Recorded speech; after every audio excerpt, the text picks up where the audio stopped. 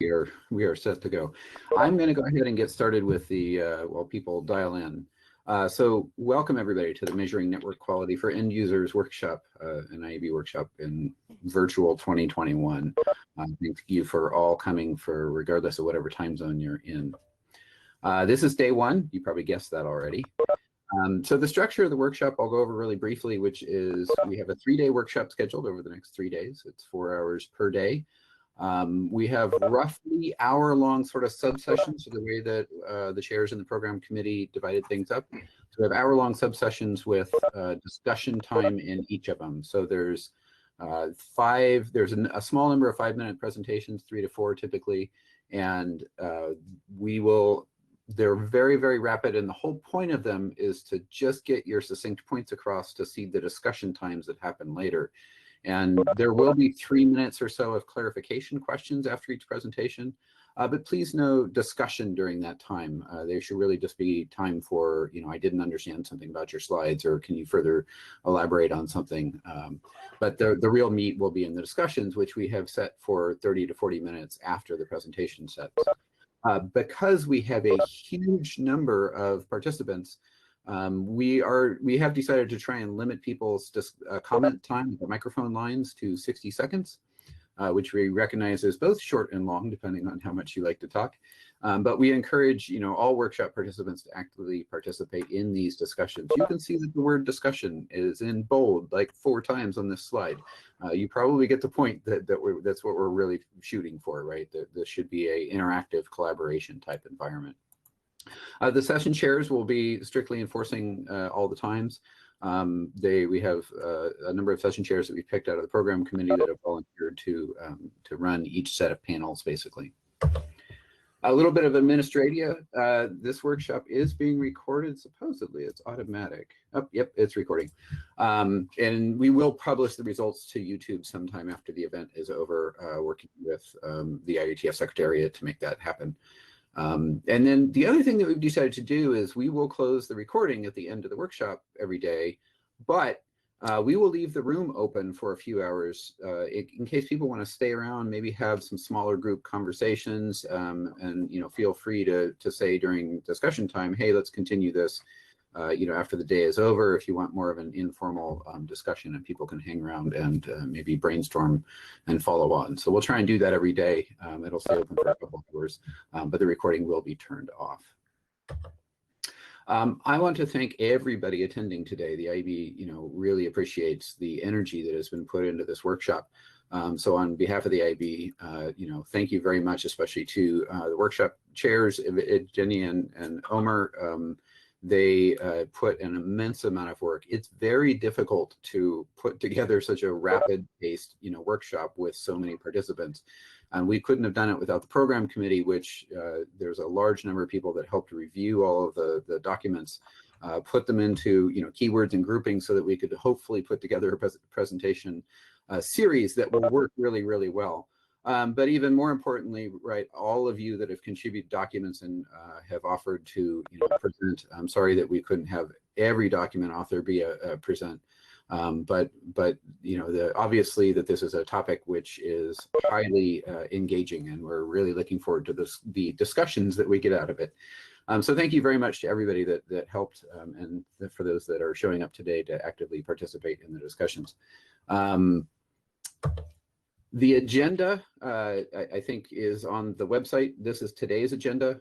So there's a lot of packed time. We'll spend the first hour, we'll go into our first presentations, pre-presentations, as well as a half-an-hour discussion time.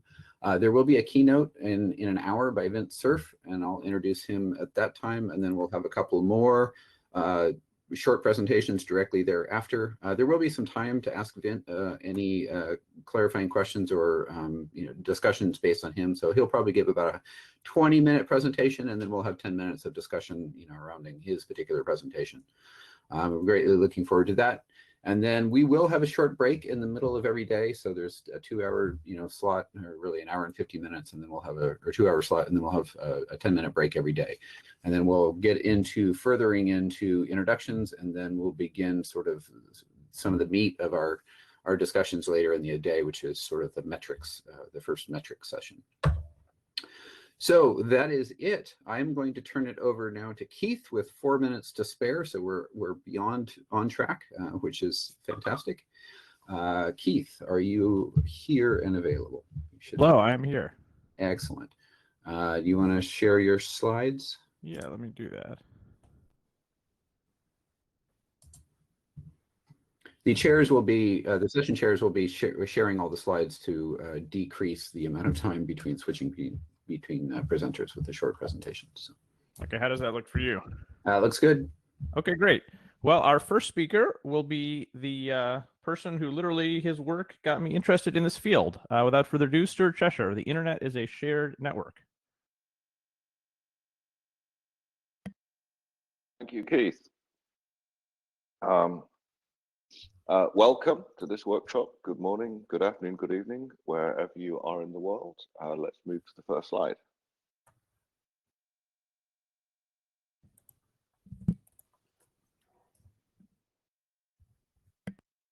Today's common internet speed tests are like counting cars passing on a freeway. You can add more lanes and the freeway can move more cars per minute.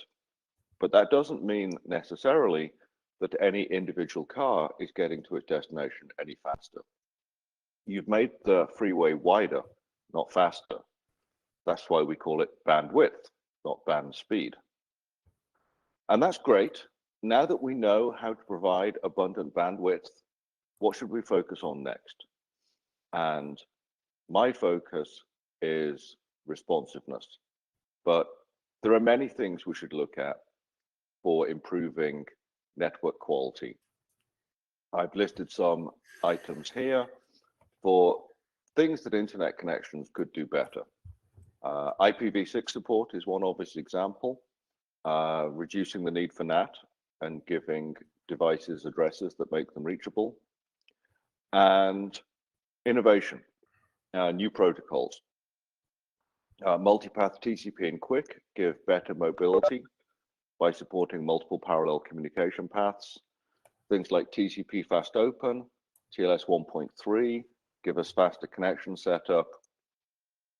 And most of the time here, we're not looking for network operators to do any work. We're mainly looking at them to not block new protocols that are being developed. All of these are important, but my current focus is the next elephant in the room after we've provided abundant bandwidth. And we should continue to work on yet more bandwidth. But in parallel, we should ask the question, why don't we get consistently good responsiveness on our networks that are so fast? So let's move on.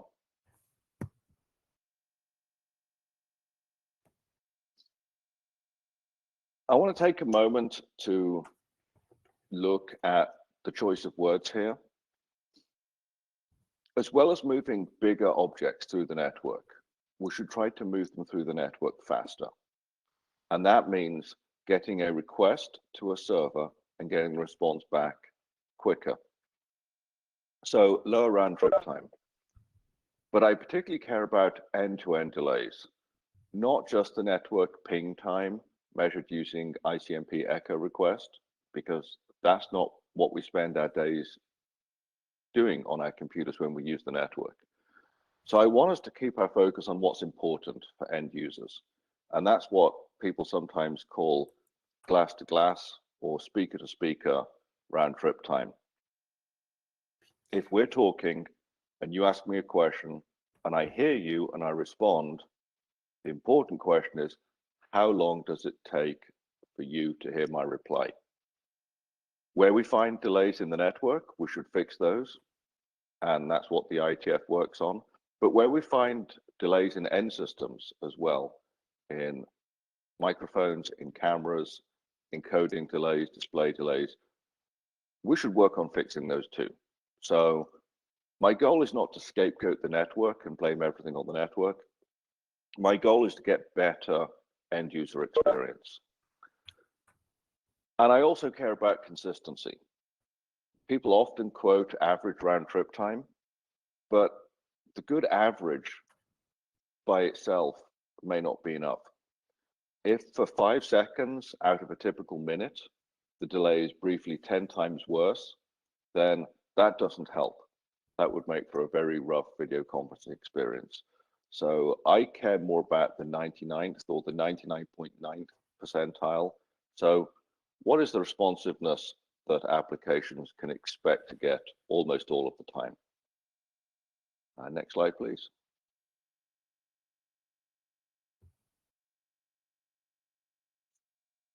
So now I'll get on to the subject of my draft, my submission, which I plan to submit as an internet draft. A lot of the problems in today's internet that make it unable to consistently deliver good responsiveness are because we built a shared packet switch network, but we didn't work out very well how to share it. That's what I'd like us to fix. I believe that all flows in the network should be capacity seeking. If there's more capacity available, I want my video conference to give better video and audio quality.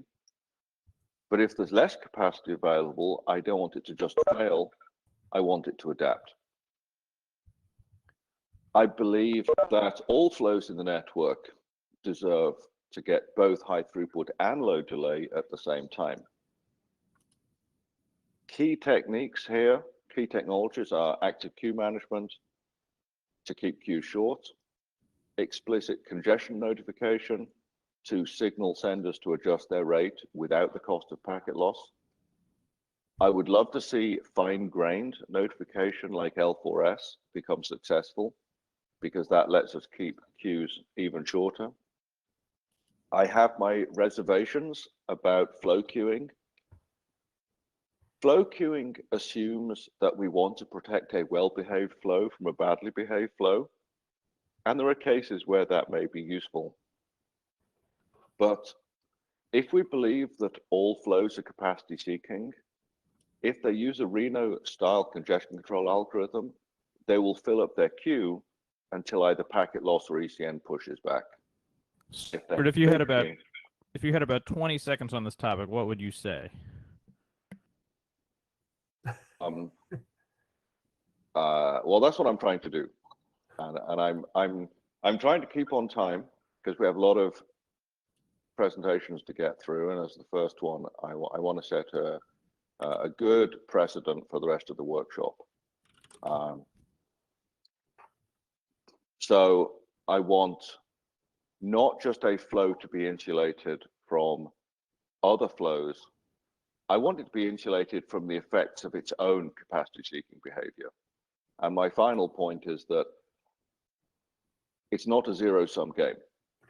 Bandwidth is a zero-sum game. If you take some away from one client to give to another, then one client loses, so another client can win. But delay management is not a zero-sum game. We can give low delay for everything, and all current speed tests in the internet are not measuring this, and they're telling people something that doesn't matter anymore. It reminds me of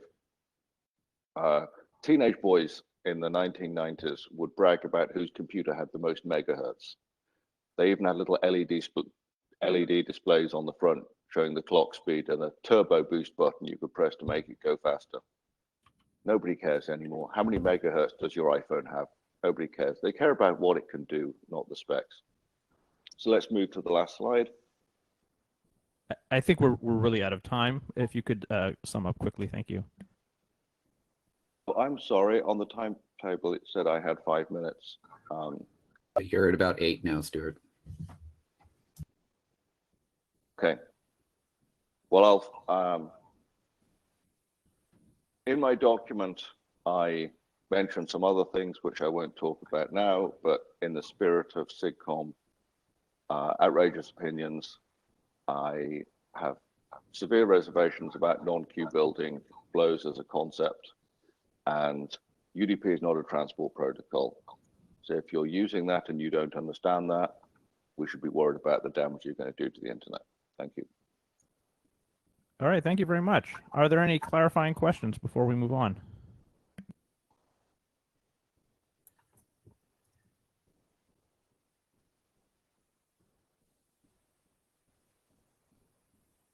Okay, I'm sure we'll have Thank more you. discussion about this, but seeing none, let's move on to another friend of mine, John Iyengar. John, are you there? Yes. Can you hear me, Keith? I can hear you. Wonderful. All right, I'll get started. So thank you for inviting me to give a talk on this. I am Jana Iyengar, and I'm going to start off with next slide, please. Talking about the workshop itself, broadly, when I saw this call for papers, I was first very intrigued and obviously excited, as all of you must have been.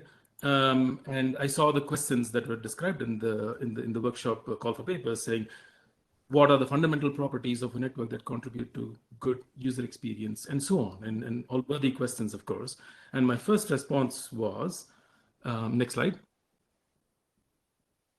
that this sounds like a program to find some abstract metrics for general internet quality.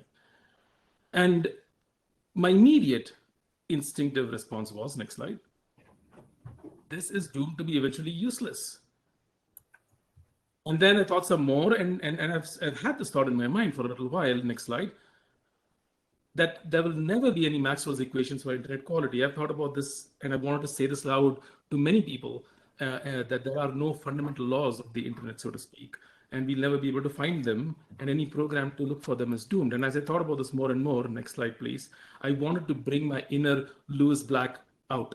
For those of you who aren't familiar, Lewis Black is a comedian who's known for his angry rants. So basically your average IETFer at an IAB open mic. And I decided to write something that would express that. Next slide, please.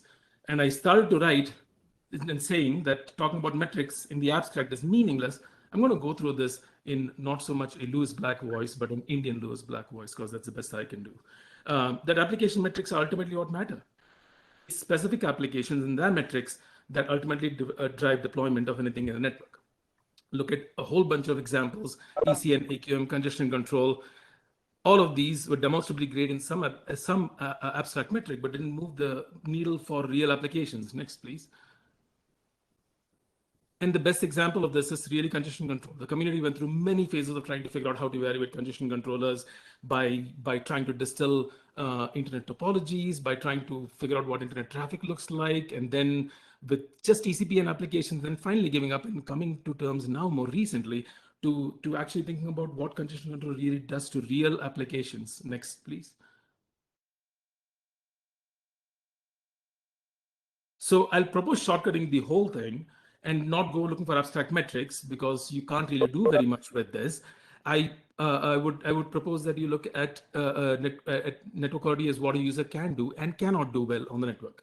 And again, I'll warn that you should beware of abstract applications as well. That video conferencing broadly is not Skype, which is not FaceTime, which is not Zoom, which is not WebEx. These are all abstract, and the concrete is what matters. If you don't think of the concrete, the whole program is doomed. But then, next slide, please. I decided that this was not a good way to win friends, so I decided to actually buckle down and write something that was more constructive. Next. And this is what you have in my paper, which is basically have three propositions here. The first proposition is that the internet exists in slices, that every user, so that's the end of Lewis Black mode, by the way. I'm back to being myself, for those of you who know me. And this is the fact that a user only sees the slice of the internet that they actually exercise or they actually use. Next. And to be relevant to a user, any idea of quality of the internet must be measured and defined in terms of the many applications that user might use over it. Because we care about how this applies to end users, this is important. Next. Finally, a user's perceived quality of the internet is tied to this evolving human artifact, to the internet. And the properties of this network, as perceived by a user, are defined locally in time and in space by physical, social, political, and economic forces. So with these three propositions, next, I'll point to just a couple of takeaways. And these are effectively my position here, and the point I want to make are that to be successful, any quality metric or measurement framework that we build or develop here must include or show strong correlation to real applications or real networks. And quality of those applications are real networks. Next. And applications change. As a result, no metric that we come up with here or measurement framework that we come up with here will remain static and must be continually adapted to reflect this reality. That's all I have. Thanks, Keith. Thank you very much, Jana. Are there any clarifying questions?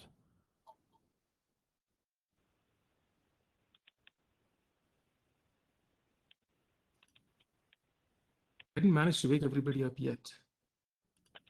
You left us speechless. Okay, well, thank you again, Jana. Let's move on to our final speaker of this section. Yakov Stein will tell us about the futility of quality of service. Yakov. Yes, hi, everyone hear me? Yeah, you can go on to the next slide. I've spent a lot of my career looking into QoS and OEM mechanisms, performance monitoring, and things of that sort. Can you go on to the next slide? Yes, thank you. And basically, the reason that people use QoS is because it's related to QoE. Once again, I'm sure everyone here knows the difference, but QoE, I mean the subjective quality of experience as the end user feels it. QoS are a bunch of parameters which are basically objective. That is, they're not subjective. They can be measured, defined well. They're easy to measure. That's the basic property of them. I'm thinking I'll just do it this way and not do. Here's some background noise. I hope that doesn't bother too much. However, although easy to measure, these parameters are defined to be correlated with quality of experience. As a matter of fact, we have lots and lots of equations, and this ties in with what we just heard in the previous talk. We have lots of equations of the form, given the application and perhaps details of the applications, like what the codec is and if it's video or audio or things of that sort, and a bunch of quality of experience, quality of service parameters, such as its delay and packet loss and things of that sort, you can actually predict what the quality of experience will be. And the reason that's important is that people obviously are willing to pay for quality of experience. People have gotten used to not paying for best effort services. You know, you get Skype and free email from Gmail and et cetera. All these services come free if there's no guarantees, but if you have the best quality, you're willing to pay a lot for it, and there's some kind of interpolation in between those. So we'd really like to know the quality of experience, and up to now we've been able to do it pretty well, either in a subjective way by putting people, taking 32 people, giving them headphones and letting them give scores and estimating it, or doing the objective way, which correlates well with the quality of experience. And that's the reason people have been doing performance measurement and SLAs and QoS and et cetera. Next slide, please. However, the problem is that recently the kind of services that we give, the communication services, had fundamentally changed. Once upon a time, the services that we gave were pure transport services. Basically, we said, from point A to point B, move these bits, and we have at least this data rate and no more than this delay. And that was it. And nowadays, we have mixed up communications and computation. We have a lot of non-trivial computation happening along the path of the packets that go through the network. And it could be simple things like firewalling, simply not letting the packet go through or letting it go through. More complicated things like compressing the data, transcoding video, doing TCP proxy in the middle of reassembling, segmenting flows, and et cetera, and really complicated things like CDN. Now, the problem is that all the relations I talked about before, that based on quality of service parameters that are easily measured, we could predict quality of experience, don't seem to hold. And as a matter of fact, they don't hold.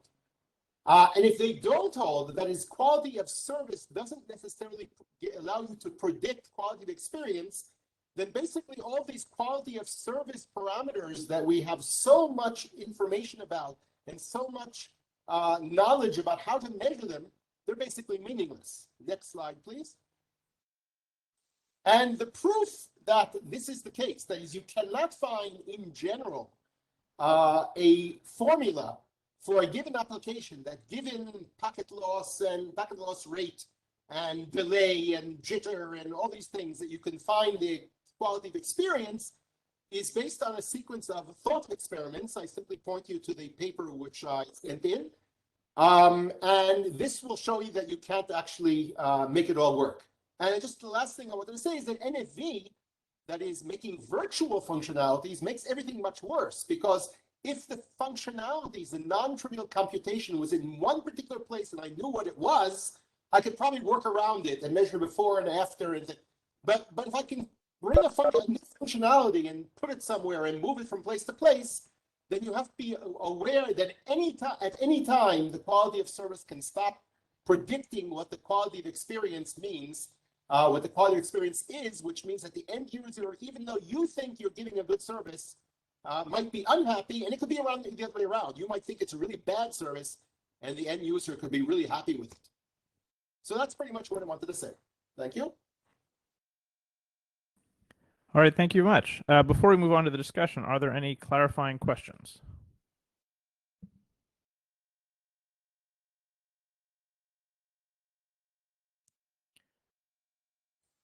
Wow, that many questions. Okay, well, hearing none, I guess why don't we move on to our half hour of discussion. Everyone gets 60 seconds.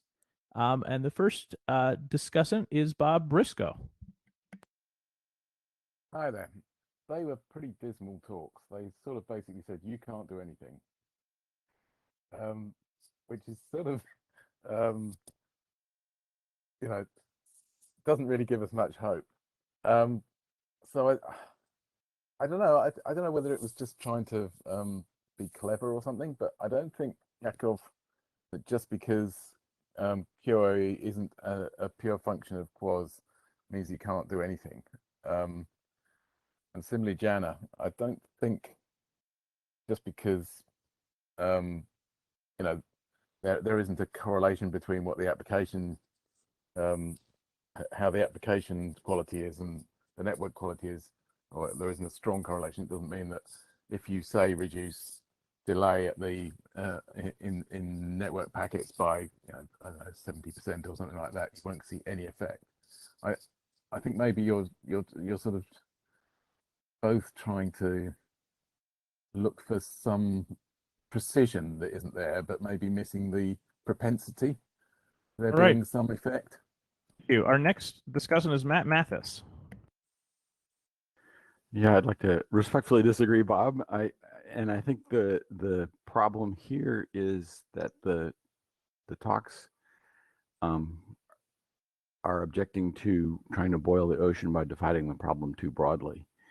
And I think if you take out of them that actually what you want to do is have multiple metrics in different parameters, each focusing on certain aspects of application and network behavior, it's much more likely to be solvable. And solving, you then don't connect the failure of one metric to successor failure of another metric. So responsiveness to me means something very specific, which is different than jitter, which is different than throughput.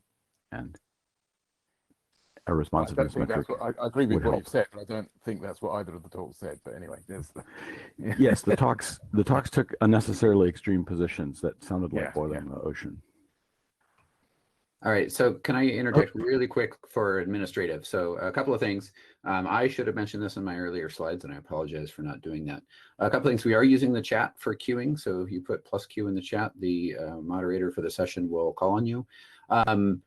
The general thinking is that we really want to have more interactive discussion, so it won't be much like a panel where you've seen in the past where the speakers are really, answering questions. So if the speakers could, the speakers can raise their hands and we might call on them sooner, but in general, it's encouraged the speakers actually participate as part of the conversation rather than do this back and forth Q&A.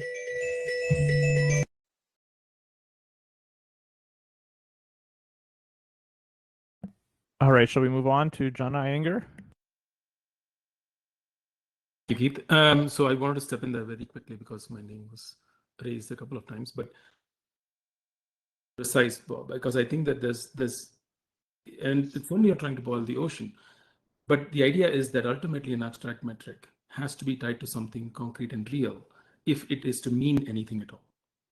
If you have an abstract metric that doesn't correlate to any, if you say that this is supposed to do well for video conferencing, but you can't demonstrate that it does well for either Zoom or WebEx or Skype or what have you, then there's something wrong, right? I mean, there's basically something. Ultimately, the point of this is to show that the artifacts and the usage of the internet gets better, not in some abstract notion of the internet. So that was kind of my point, is that we need to not just have an ideation around what abstract metrics make sense, but also tying it to real applications and showing that they can demonstrably move the needle for real application, because that's how we get deployment and buy-in on those kinds of things. Okay, next is Yakov. Yes, once again, John is saying something very similar to me, but coming from a different angle. Just getting back to what Bob was asking. My problem is not the precision. I'm not claiming that because of these computations that now are happening in the network, I'm off by 5%. It simply becomes completely meaningless. Think of a case of a CDN, for instance, and the end user is really getting bad quality. So you thinking that this is a normal path, and a lot of bandwidth somewhere where nothing is traveling because it's all popping up in the middle of the network and getting to the end user, right? So you're wasting a lot of resources and doing absolutely nothing. I can give you a lot of examples like this where there are several counterintuitive ones where you reduce the delay and the quality of experience gets worse. And once again, look at my paper and you see all these really, really bad things. The culmination is a link break can sometimes actually improve things, right? So this is not that we're off by a few percent. It's simply that a lot of what we've been doing all these years has become meaningless. All right, Stuart Cheshire. Going back to the first comment from Bob, if I sounded pessimistic, then I apologize. That was not at all what I wanted to say. The reason I got involved with organizing this workshop is that I'm very optimistic that we can improve things in a big way. To do that, we need to focus attention in the right place. And my concern right now is that every end user who goes to an internet speed test, it measures their throughput, and if lucky, they measure their idle ping time. But if we're not measuring the things that matter, then normal business dictates that engineering resources are put into optimizing the things that people are measuring. And as long as we're only measuring throughput, that's all we'll be working on in the industry. Wes? Yeah, so in some ways I think it is a depressing set of talks, but it really set the stage for what this workshop is trying to do, right? We wouldn't need a 3-day workshop if this was an easy problem. And I think the important points that I took away out of the talks, I think, are the understanding that generic metrics are hard, if not impossible, and that application specific metrics are potentially necessary. And one of the things that I think is interesting about that is the quality is likely different on all layers of the stack, right? How do you measure, a transport layer, quality versus an application layer quality? That's a difficult thing to do. How do you measure the fact that the quality of security authentication is really hard to get into an application that is otherwise good, right? That's two totally different sets of qualities. So I look forward to this sort of helping set the stage for the workshop. Thanks. Rich Brown.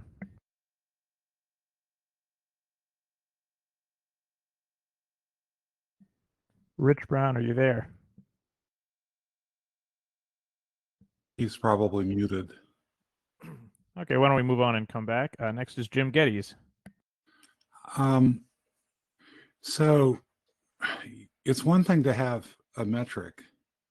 I think our bigger problems at this point is exposing them to people who can put pressure into the economic system that without key applications, pointing the finger to some extent as to what and hopefully where the problems are that the end user is experiencing, will get nowhere no matter how good the metrics might be. So the metrics are important, but if we don't also work on the economic side, we will fail. That's where I think we've been for a good part of a decade now. Right, Bob Briscoe. I just wanted to come back and apologize to Stuart. It wasn't actually including your talk in the dismality, and also apologize to Yakov and Janet. It was more the maybe the overstatement of the claims. You know that yes, of course things have to be linked to real applications and stuff like that, but it doesn't mean say for instance you invent a new way of taking a round out of a TLS negotiation or something like that, whether or not you link that to certain applications of the day doesn't matter. It will improve things. You know, it's Yakov, do you want a 10-second response? Okay, a real quick one. I wasn't trying to be negative or pessimistic. I was simply saying we're doing things wrong, especially people like in the carrier Ethernet level where they have SLAs, which specifically say what the packet loss rate has to be measured in 15-minute intervals. However, there are some really, really good things about all this. Number one, the kinds of measurements I was talking about before, the estimations can be done not only on QoS parameters, but on end user data nowadays. So you could actually put on the end user application something which starts feeling something wrong and ask the end user, like you're driving in Waze, it asks you, are you is there an accident in front of you? Are you in a traffic jam? And you say yes. And that information being reported is actually very useful. All right, Omar Shapira. So I wanted to share one observation regarding Jana and Yakov statement, and this is that in the last 10 years, the rate of change in the internet has accelerated from one router every 3 years to one virtual function, probably if at extreme, every 5 minutes. And today, based on my experience building a Facebook CDN, today it is possible to shift half of the traffic of a continent within 15 minutes. And the effects it will have on the internet are immense. And yet having just one metric may be confusing and misleading. This is my comment. Thank you. All right, Rich Brown has returned. Why don't we go back to Rich? Okay, very good. Is my microphone working this time? Yes, we hear you. Okay.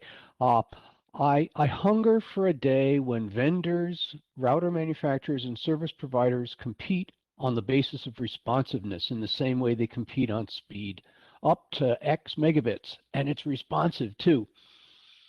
A lot of good thoughts gone into all these papers. The end-to-end and longitudinal measurement systems are important, but we need to make sure those measurements aren't skewed by badly behaved CPE. And I think I'm jumping on what Jim Geddes just said. If the CPE is queuing hundreds of milliseconds of data, no amount of optimization is going to make things better.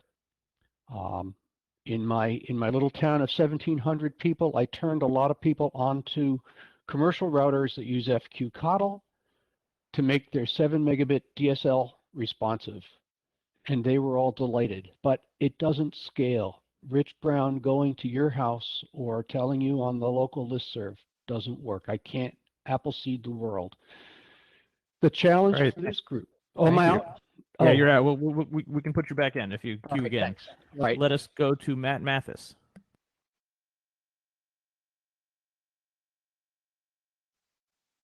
Matt Mathis calling again.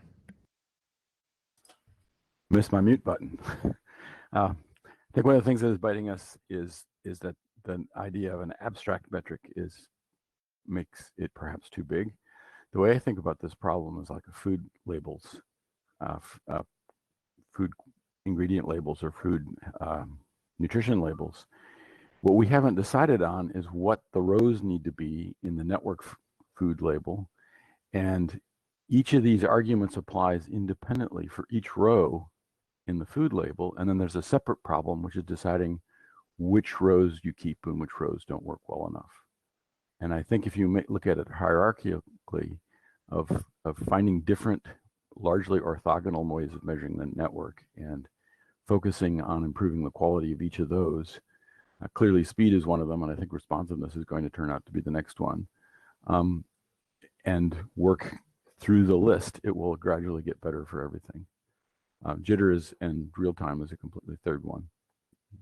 Great, John Iyengar.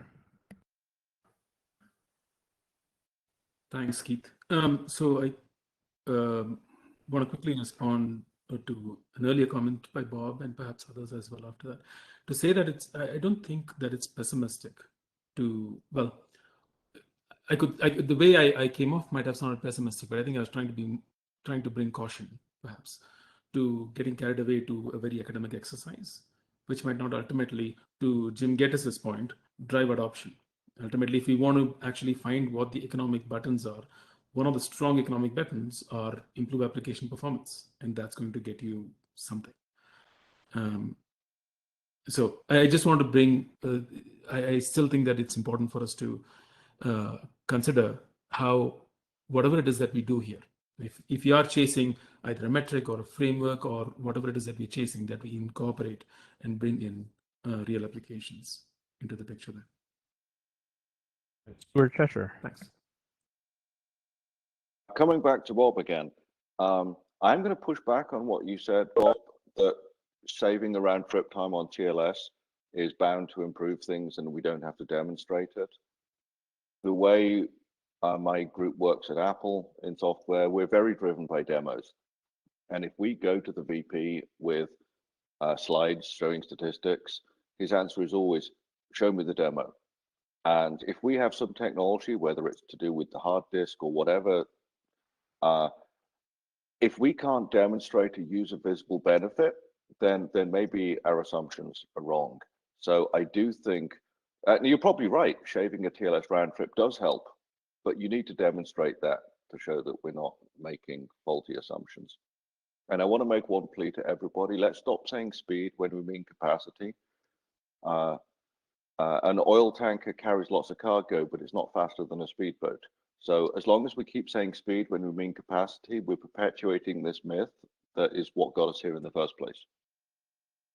Alexander Clem.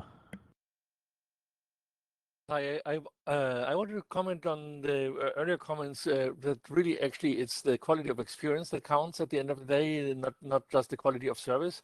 And while I agree with that, I think at the same time we need to be careful to not actually conflate actually what the application does and what the network does. One of the main issues today is also often the finger pointing issue, right? So for instance, okay, you experience poor application performance, and okay, maybe I'm bad. What was the example? Skype is not the same as some other application, but you don't know what the issue often is as an end user. Is it basically the network? Is it the application? Is it something else in the stack? So I think as much as we would like to have just one metric, one thing that gives the entire user experience, I am actually pessimistic that we can actually do that. And I do think actually layering and structuring and segmenting and basically dividing, well, basically separating the concerns really applies here and is going to be important here if we want to make progress, even if to the user it's yeah, they want to talk about the application, but I think for the network as network engineers we do need to talk a little bit yeah, more differentiated, I guess. Roberto.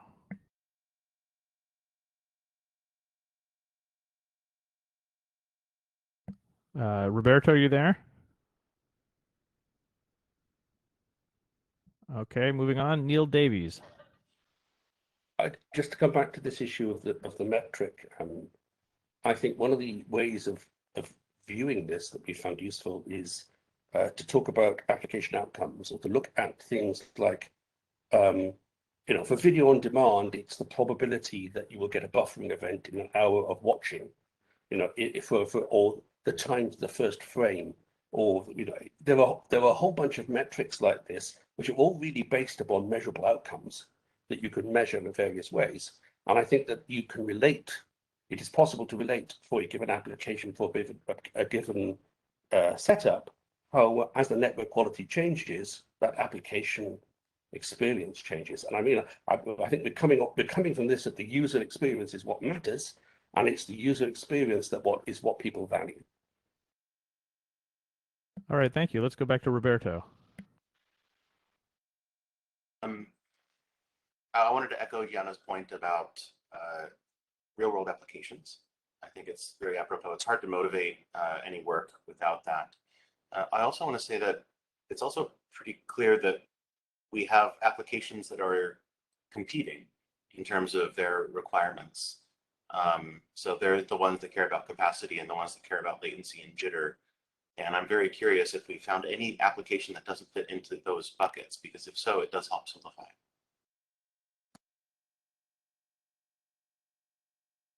All right, wonderful. Wes Hardiker. So a number of interesting things have cropped up, right? Is that user experience, as Neil just said, is the user experience that matters, right? And one of the challenges of this work is going to be, how do you measure subjectiveness of that user experience? And the flip side of that is, what experiences don't matter, right? If we're going to measure the things that do, we should also be able to figure out how to exclude things that don't. For example, in JavaScript, we put JavaScript scripts at the bottom of the HTML file to make sure that it loads last, because matter as much. DNS speed to resolvers matter a whole lot. It directly affects the users, but responsiveness to the root servers has been demonstrated not to matter as much, but people seem to still care anyway. SMTP was designed not to matter. Nobody, as long as it's there in a reasonable period of time, we don't need it to be that much faster. All right, Toki Hoyland Jorgensen. Yeah, I was going to bring up a point going back to something Stuart said in his talk about consistency. So I think there's an analogy here to proving a negative, right? Because a lot of things, an application that's responsive can be responsive most of the time. But if your delay goes up by 200 milliseconds as soon as someone starts a download, that's not going to work for your video conferencing. But when you go and measure it, it's fine. That this was one of the original things that Jim discovered when he coined the whole buffer bloat thing, right? And you have this issue that goes away as soon as you start looking at it.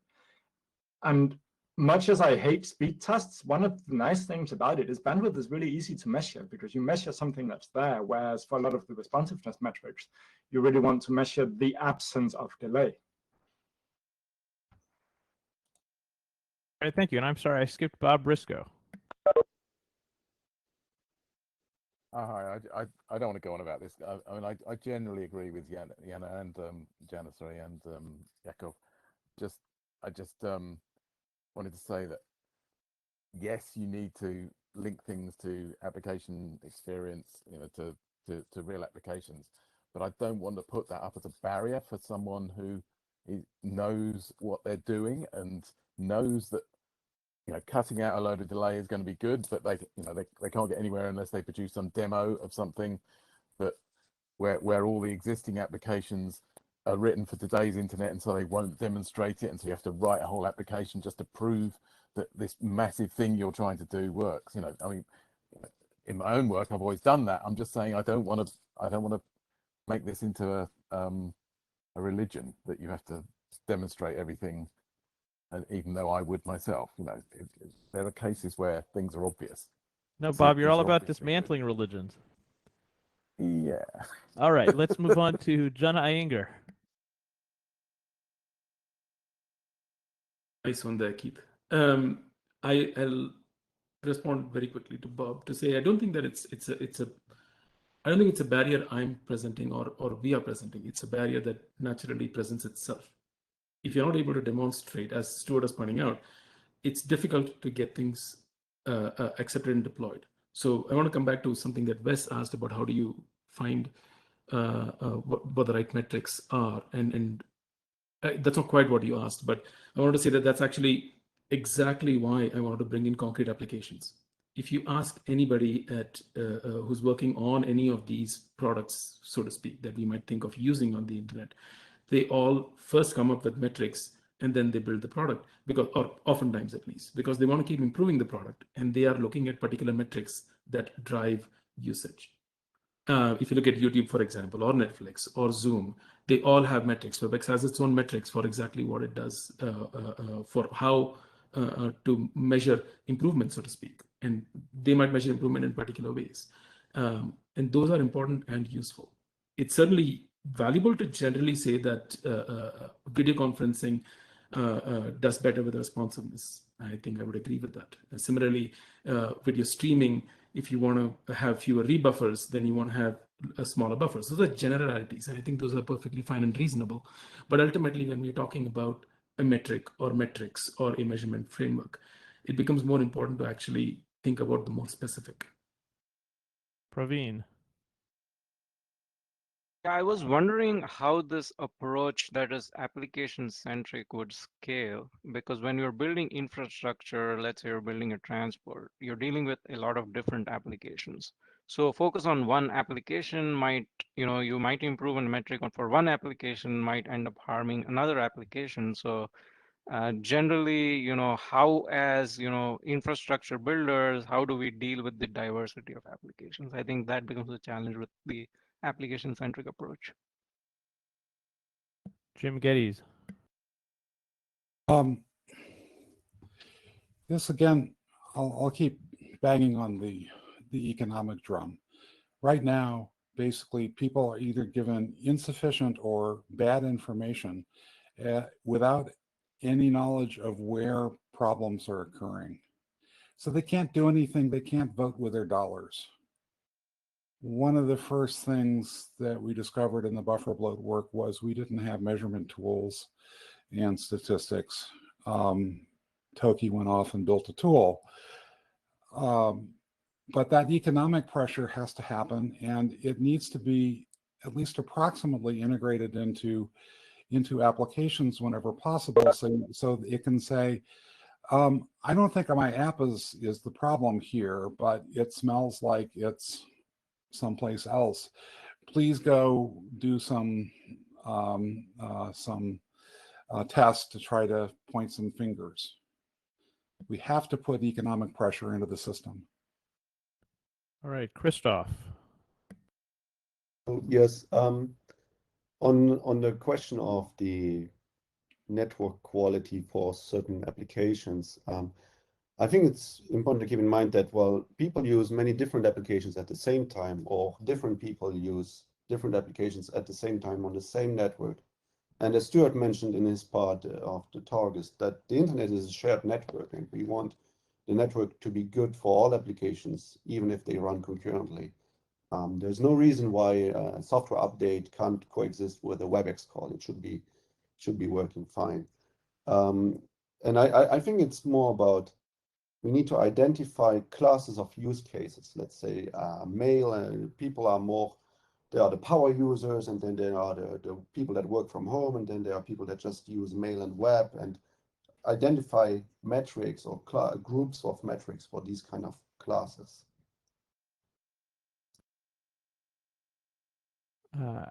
Anna Brunstrom, Karlstad University. Yes, I just wanted to add that I think it's very important also that we think about who the metric is for. So I fully agree with Jan that in the end, for the end user, of course, it's the application performance that matters. I think what Bob and Praveen maybe was touching on is that if you think about the whole development of solutions and applications, maybe not during that whole development, that's the only metric we would have. We would also need other metrics, of course, to guide us during that process, even if in the end it's the application performance that will matter. So I think different users also need different, or different roles may also need different metrics. Torlis Eckert.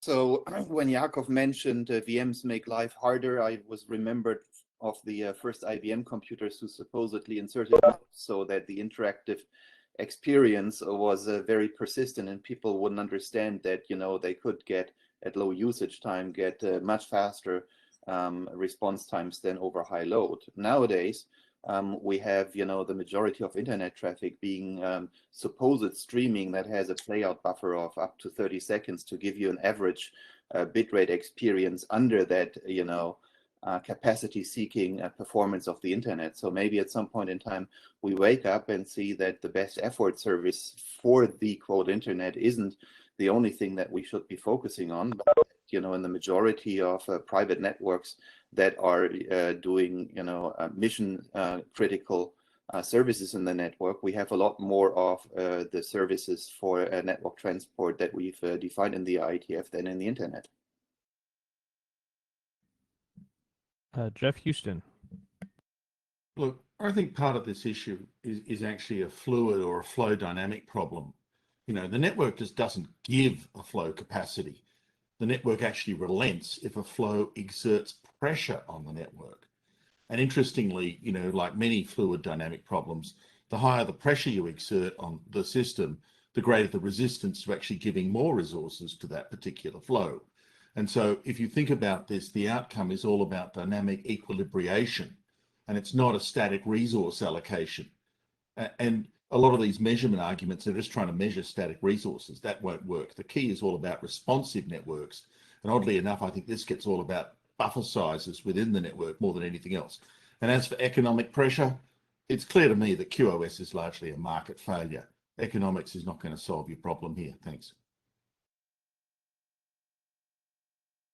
All right, well, that's the end of the queue. Wes, let me turn it over to you. All right, thanks very much. I see Vint has actually logged in, which is fantastic. Vint, if you're here, please go ahead and start sharing your screen. In the meantime, I'll give a real quick recap. I think the past, you know, half an hour has been a very interesting discussion. It really has shown the breadth of the problem that we have. It really has, I think, shown how much, you know, we have to think about all layers of the stack, as I mentioned earlier, as well as thinking about, does the network matter if you don't have enough compute cycles to actually produce the non-static content to draw directly on Jeff's comment. Vint, are you here yet? Yeah, can you not hear me? And see me? I can hear you now. Do you have slides today or no? No, I don't. You got to. Okay, that's fine. That's just fine. So it's my pleasure to introduce Vint Cerf to you all. I'm sure most of you know him. He's the formal title at Google is Vice President and Chief Internet Evangelist, and he's widely known as, you know, one of the fathers of the internet. You know, interestingly enough, he is the author of RFC 0013, which is probably one of the shortest RFCs you'll ever read. So I suggest you go look it up. It does have an ASCII diagram at following the one paragraph of 2 sentences. Vint, I'll turn it over to you. Well, thank you very much for that. I'm sorry, I don't have slides. You know, the chief internet evangelist goes around doing sermons. And so this is my sermon, which I do not think is going to take an hour. My calendar says there's this hour slot here. It's a half an hour now, but go ahead. Well, in any event, even a half an hour might turn out not to be necessary. However, just having tuned in and hearing some of the dialogue, I don't think you'll have any problem at all reacting to some of the things I'd like to suggest. So the good thing is it's all virtual, and then any incoming is going to be virtual fruit as opposed to the real thing. So first of all, I just want to tell you how important this session is, not mine, but the entire arrangement. I'm so happy to see the IAB convening this, and I think it's indicative of the recognized importance of the question of performance, that so many people have gone to the trouble of actually preparing material ahead of time, evaluating it, and sending print-ready copy so that the rest of the community will have an opportunity to see what you had to say. So I really think this is an important event in our story. Second, just a tiny nit. This is not a complaint. It's actually a thank you that we're paying attention to buffer bloat. Dave Taut and others have been beating the drum and maybe their heads against this problem for a long time. I think it's demonstrably quite real. The question, of course, is what to do about it and how to go about doing that. And the most recent episodes have been looking at Starlink, which of course is one of the newest large-scale infrastructure builds underway. And I'm hoping that the Starlink team will recognize that this is a performance issue that deserves attention and can be dealt with thoughtful implementation and test. The third thing I wanted to mention is that it's very timely for all of you to be looking not only at the potential to adjust the TCP protocol to do a better job of performing across the network, but I think we also should feel free, and I believe the submitted papers demonstrate that exploration of other protocols at that layer are deserving of attention, and that's QUIC, for example, which is an alternative to the TCP TLS combination. There are other real-time protocols as well, but I want to emphasize the importance here of feeling free to consider alternatives to the original core protocols, since many years have evolved and a lot has happened to TCP implementations, but there are other things that people are trying to do that might work better with alternative implementations. And, you know, some people might imagine that I would cling, you know, like a teddy bear to the original TCP IP work. I'm proud of what we did. I'm happy that so many people have contributed. I'm glad to see that it's still in use, but I'm not afraid to admit that there might be conditions and applications for which it is not best suited. And I'll come back to that in a little bit. The fourth thing I wanted to mention may not be a primary topic of this symposium, but I still would like to see IPv6 implemented across the internet. And I feel like a little bit like beating the drum since 1996, hoping that, that we will get there. I know it has flaws, and I wish that we had thought more carefully about the interoperability with IPv4. Although I don't want to sound like an apologist here, I will admit to you that in 1996, I thought that it would be so obvious that the advantage of this relatively simple variation on IPv4 that people would just go implement it and get it over with, so we'd have some more address space. That didn't happen, and you may have different explanations for this. The one which I've come to think might be at least relevant is that 1996 was about the point where the dot boom was happening, because Netscape Communications, which was formed in 94, went public in 1995, its stock went through the roof, and everybody was throwing money at anything that looked like it had something to do with the internet. And the result must have been, hey, we got lots of address space, what's the problem? Let's go build something and make money.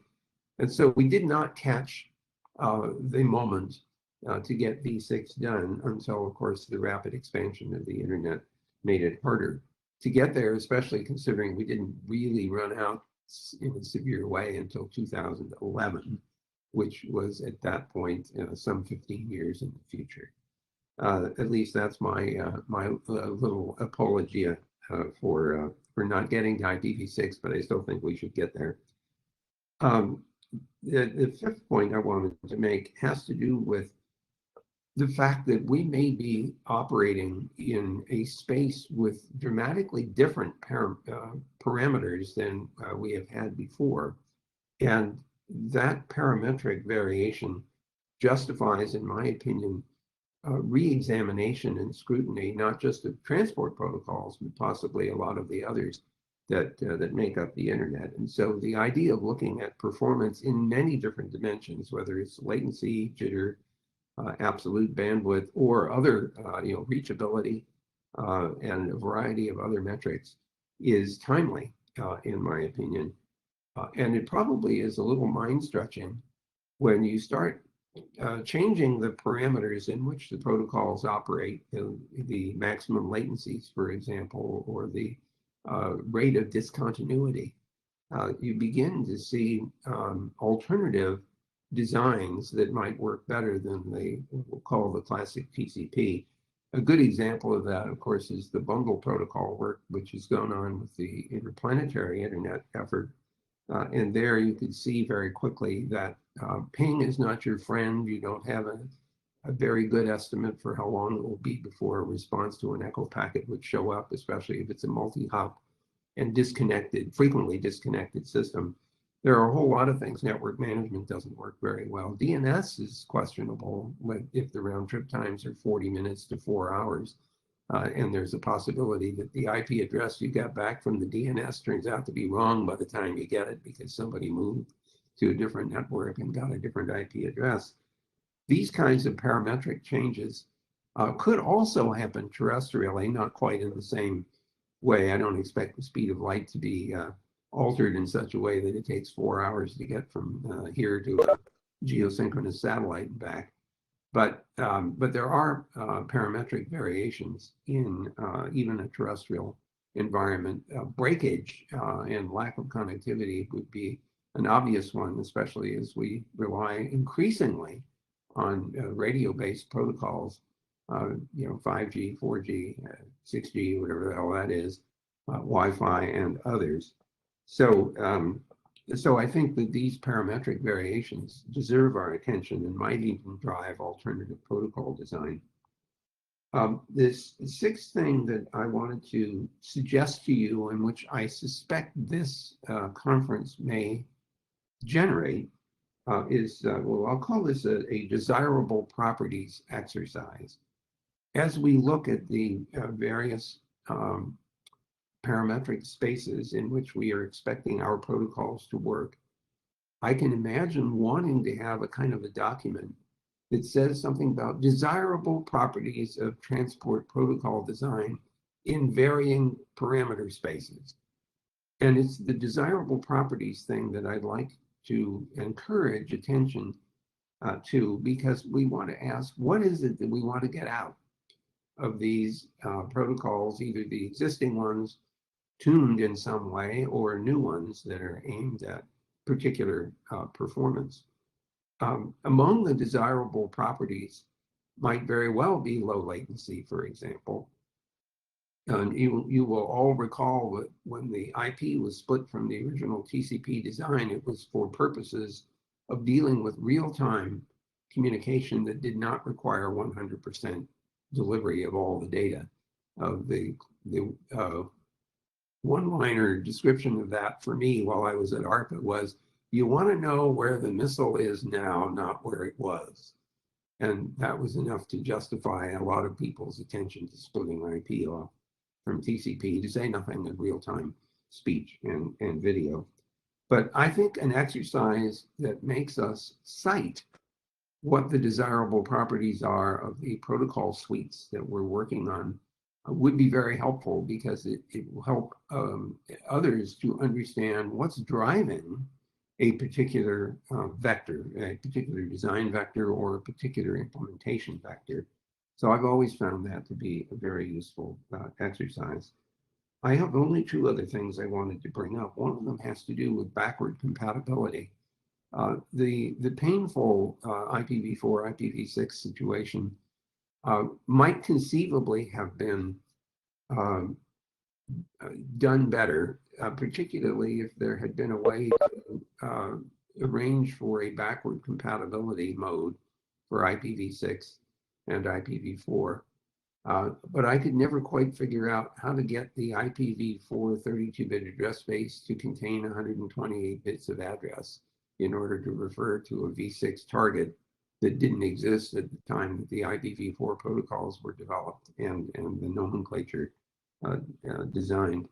If I were able to talk to my younger self, I think I would have said something around 1992 about how deployment is really important and backward compatibility ought to be given deeper consideration. At this point, it's a bit late for that, for v4 and v6, but it is not necessarily late for thinking about variations on existing protocols to make them, to adapt them to new parametric spaces. But we should keep in mind that making them backward compatible is extremely valuable for introduction into use. And so if I had a list of desirable properties, that would be certainly one of them for sure.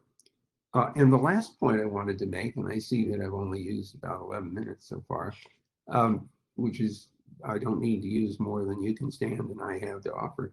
But the last one I wanted to mention has to do with performance across multiple hops in the internet. it's one of the reasons that we have not seen a kind of end-to-end, other than end-to-end best efforts, has been the difficulty of achieving any other metric across multiple hops. I mean, it's certainly true that pairwise interactions have sometimes led to special agreements by handshake between two network operators who want to offer something to their respective customers that's other than purely best efforts. But getting that to work over street networks that are, with one in between has turned out to be much harder. And so it's an important question as you're thinking about alternative implementations and designs to ask the question, can we get this to work across the multi-hop environment? Having said that, I think Jeff Houston and others would probably reinforce my sense anyway, that the multi-hop network is beginning to evaporate, and it's being replaced by an increasingly connected environment where users get connected almost directly to a destination network. For example, in the case of Google, we have a very big network we call B2, and that is facing out into the internet environment.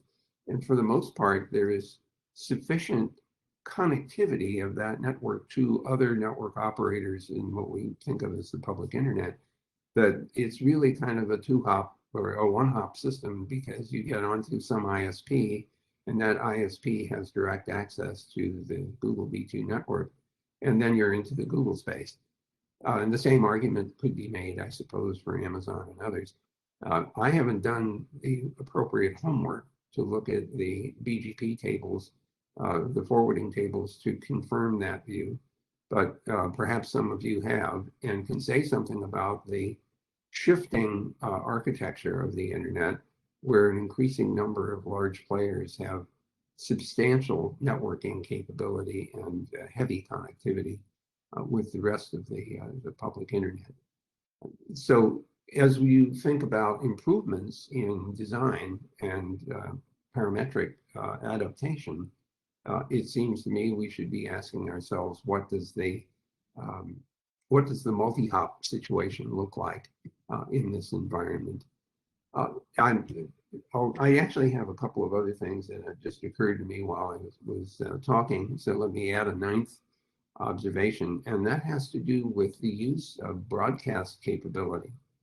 I don't think that multicast has quite caught on, except the Anycast thing, which has been very useful, for example, for the root zone propagation.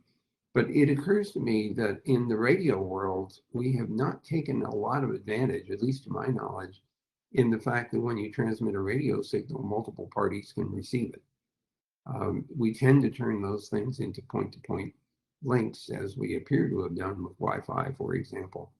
So assuming that I am not incorrect, assuming I'm right about that, there might be some utility in thinking more about taking advantage of broadcast, physical broadcast media, where we broadcast and hope that mostly everybody got it, and the ones who didn't, there's a recovery mechanism to get the stuff you missed. This is very different, I think, from the multicast architecture, where you're in a wired environment and you have to physically replicate packets as they pass into the next network environment in order to emulate what a broadcast would, or a multicast would look like. So I think I should stop there, unless you want me to literally rattle on. At this point, it would be stream of consciousness or unconsciousness, and I'm hesitant to impose that on you.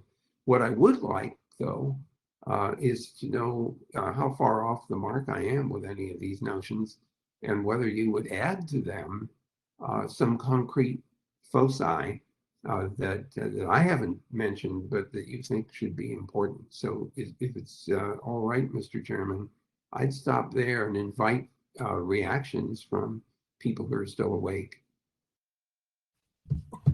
That makes sense. Keith, can I ask you to run the queue again? Although I did put myself in the front, so I'll go ahead and start.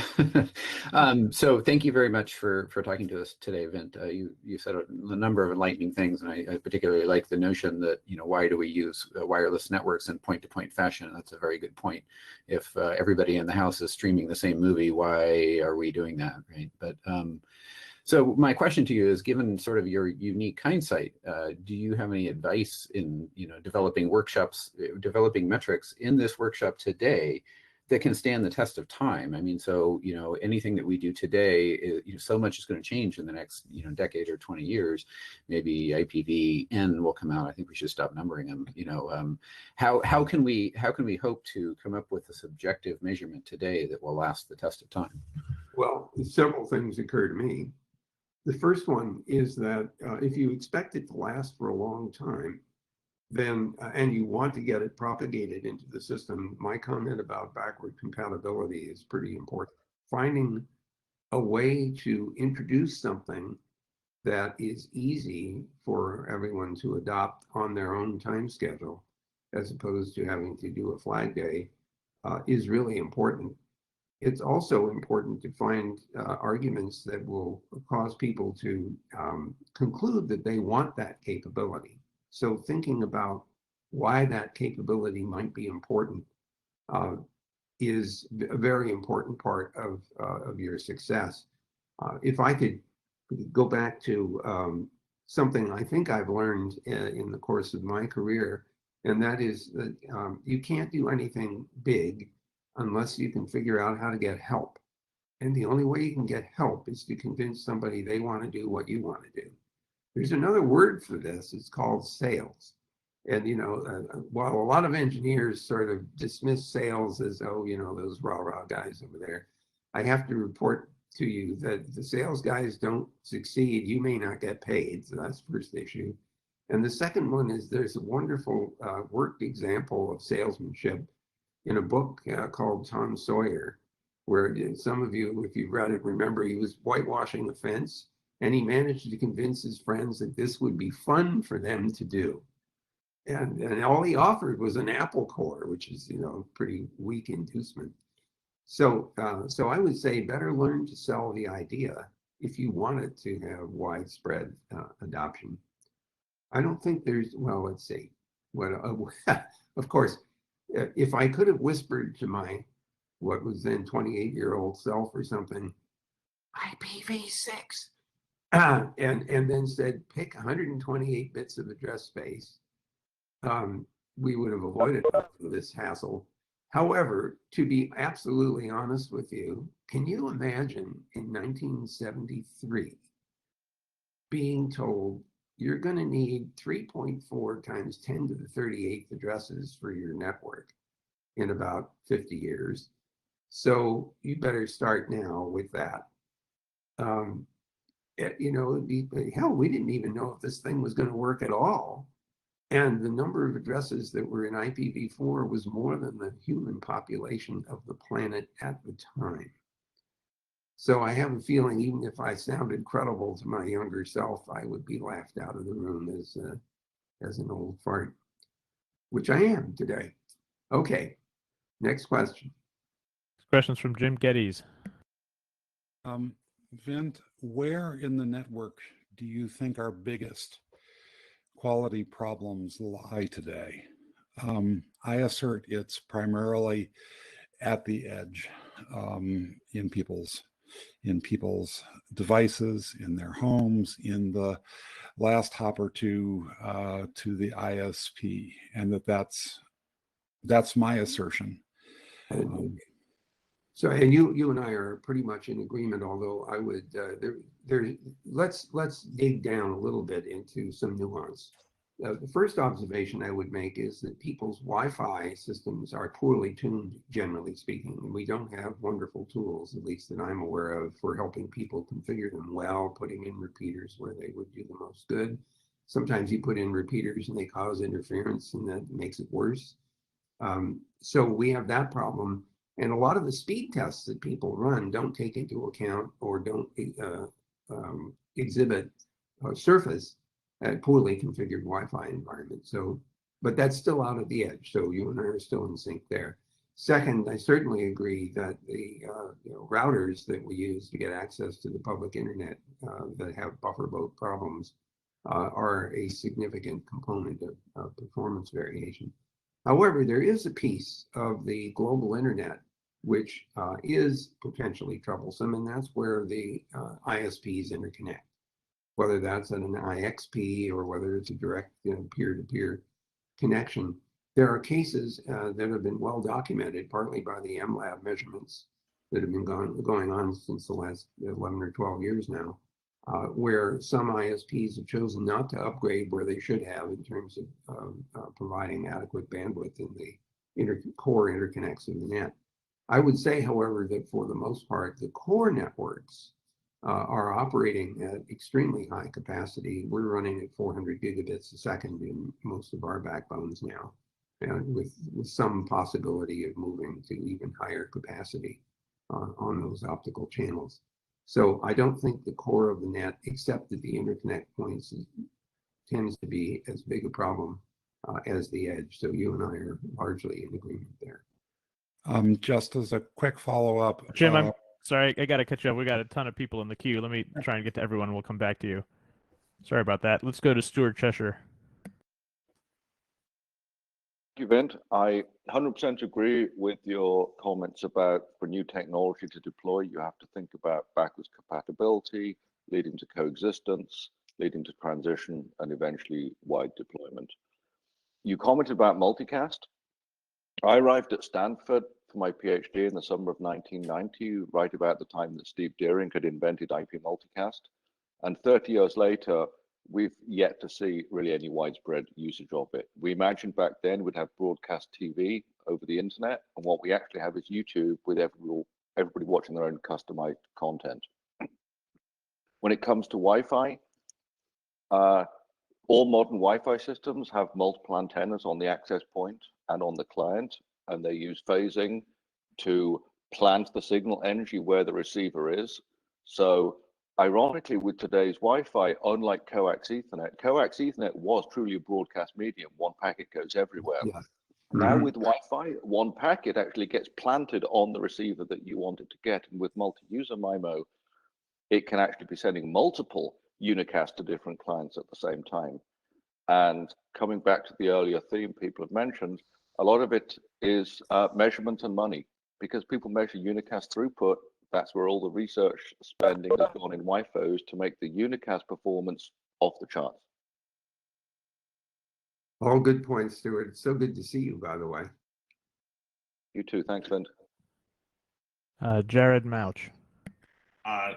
Stuart and others pretty much said everything that I was going to say, which is that the only other thing about multicast that's a big issue is billing, is that there's no good way to account for and bill for these things. We're still in networks that are where people want to pay per bit, especially when you talk about this interconnection problem. A lot of it is about who wants to get paid for what bits. It's disappointing that I have a higher connection at my house, higher speed connection at my house than some carriers have as their global interconnection between two large providers. I really want to name and shame those carriers, even though they've disclosed that information to me privately. But it is very, very disappointing that we're in that state. And the same, I think, can be said as well about the QoS discussion, which is that broadly, you can get networks that have good QoS if you pay somebody for them, and they will happily build you a private network with the QoS properties that you want. But when it comes to the public internet, there's no guarantees once you leave that particular carrier. And then, the other comments about CPE, et cetera. So I think everything else was largely said, but I think, that billing component and the major interconnection issues, they're still out there. And a lot of the companies like Google, I work for Akamai in my day job. We've built backbones to work around all of these congestion issues, largely because of that. So thank you. Thank you, Jared. All right, let's move on to Vesna Manojlovic. Hello. Thank you for mentioning the design for the future. And considering that, I would suggest, or at least for me personally, one desirable property would be ecological sustainability. So, yeah, since we are talking about measuring and maximizing the quality of network service, I would think that we should also kind of try to balance that with minimizing the ecological impact. So what do you think about that? So actually, this is a really interesting point. I had not thought about that as carefully and specifically as you have. I'm going to expand on that for a second and suggest to you that there is a metric that is frequently used by economists called GDP. And it is an additive metric about how much money is being spent on products and services. What is never included in GDP is the negative impact of the business on the environment, for example. I think we need some negative elements of GDP, and the same argument could be made for performance on the internet. If there are costs associated with it that are negative in effect, that are harmful, we ought to account for that as well. So I think you're right to ask that question and raise that. So hang on to that as one of the metrics by which we evaluate our designs. Right, thank you. Eve Schooler. Hi, it's great to see you, Vint, and to hear your thoughts. I was riffing on what Vesna was saying. I was violently agreeing with her. And there are metrics that, like carbon intensity, that again, if we consider as a cost metric, which would mean how carbon intense is, say, the path through which you might route your data, that might help towards your, accounting for your negative impact as you were describing it.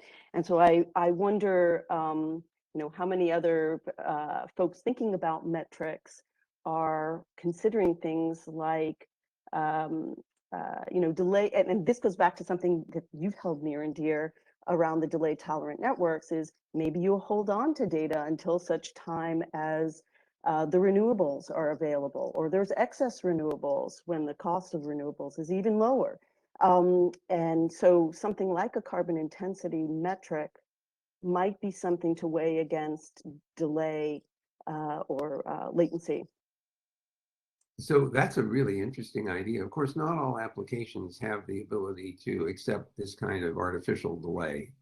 But the cases where it can, where an application is capable of being delay tolerant, it's a very interesting idea to allow someone to say, I would prefer my packets to go on the least expensive, environmentally expensive path, despite the fact that that might involve delay. Eve, I have to ask you, am I remembering correctly that we were both at UCLA way back in the late 1960s? No, that predates me. It predates you. So there's another woman whose name is almost exactly the same as yours that I am remembering. But I was affiliated with UCLA for a little bit, yes. Okay. And Caltech, where our paths crossed, and of course the internet and the IETF. But yes, I think some of the things that Google is doing with regards to shifting workloads to follow the sun exposes, at least to the Google ecosystem, things like carbon intensity in order to make those calculations.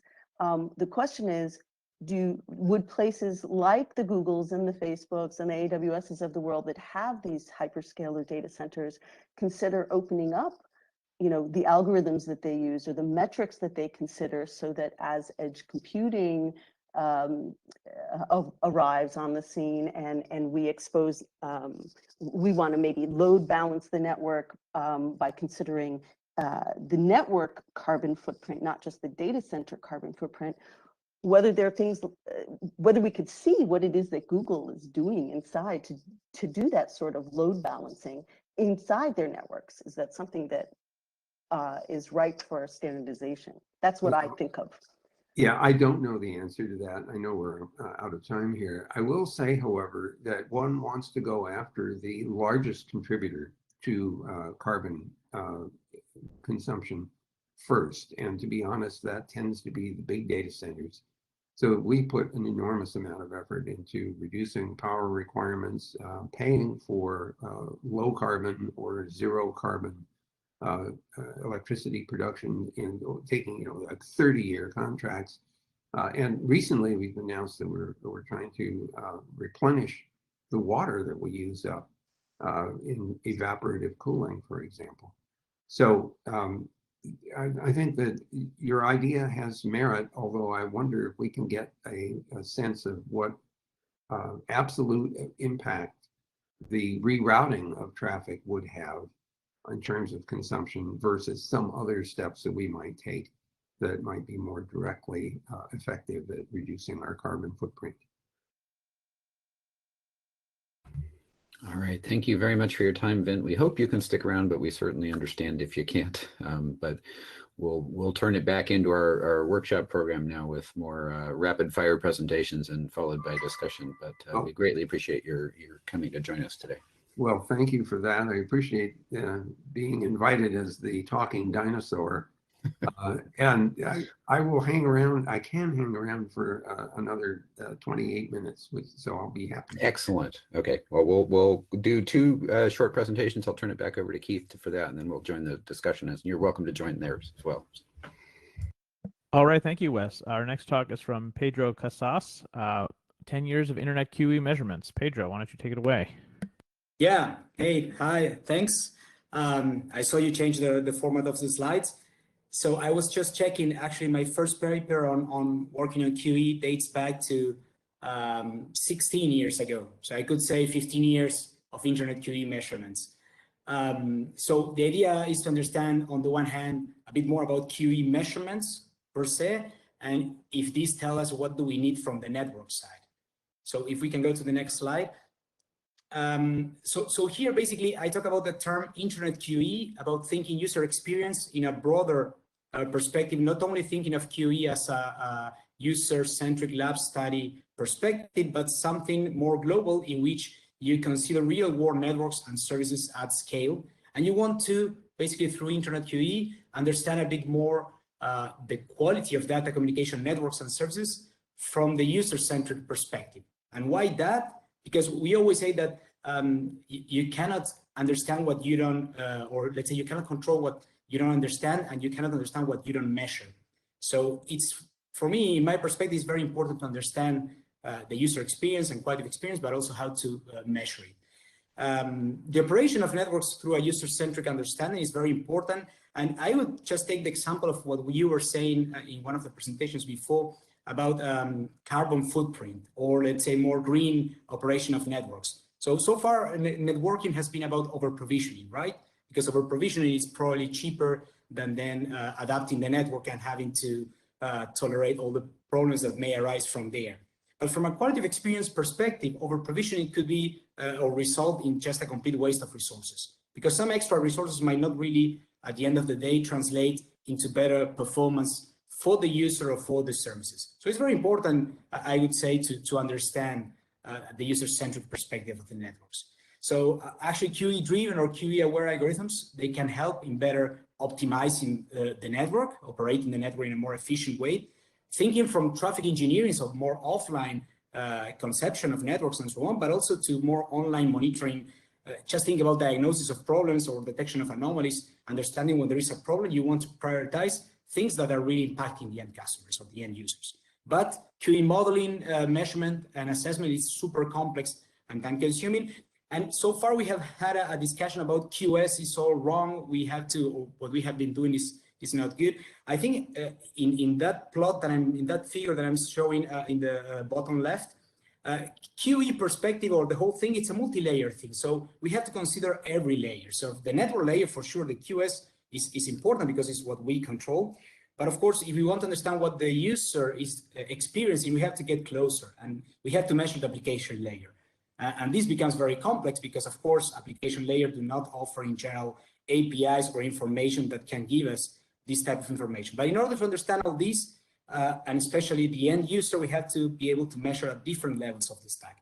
Just remember that quality of experience is really complex because there is a lot of things mixed there about subjectivity. So there is personality, usage context, device usability, and so on. So it's broader, but doesn't mean that we are not advancing in this direction.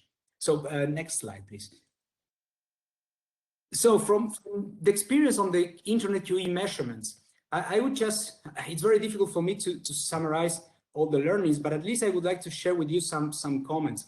We were thinking, or we were discussing at some point that knowing how to deliver good or excellent quality is good because you can actually sell it. I would say the opposite. It's not probably that we can sell, but what is important to understand is that poor quality of experience, it's bad, for example, for user engagement. So there are tons of studies understanding that when the performance from the user perspective is bad, things start going wrong in the engagement perspective. So if you think video streaming, when you think about rebufferings, video quality and quality switching, for web services, if you think about waiting times, but also we were talking about responsiveness, these are things that we have to be able to somehow understand and measure in order to avoid these quality dissatisfaction and user engagement problems. But it's not only about experience, but it's also about productivity. So when we talk about cloud services, interactivity and responsiveness is everything. And many people that basically rely on cloud services for working, they can severely impact their own productivity because of these problems. So it's not only about just enjoying the things, but also making it work. So when you are having everything, let's say, in the cloud. Important here is that Internet QE... So we're about at the time limit. If you're able to sum up, that would be helpful. Yeah, okay. So maybe just one final comment here. It's not only is the network, not only the services, but also the end devices are there.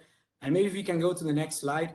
So what do we need actually from the network? The question here is that depends on what the user perceives for specific service. So it's not only about fast connections, low latency, but it's something more holistic.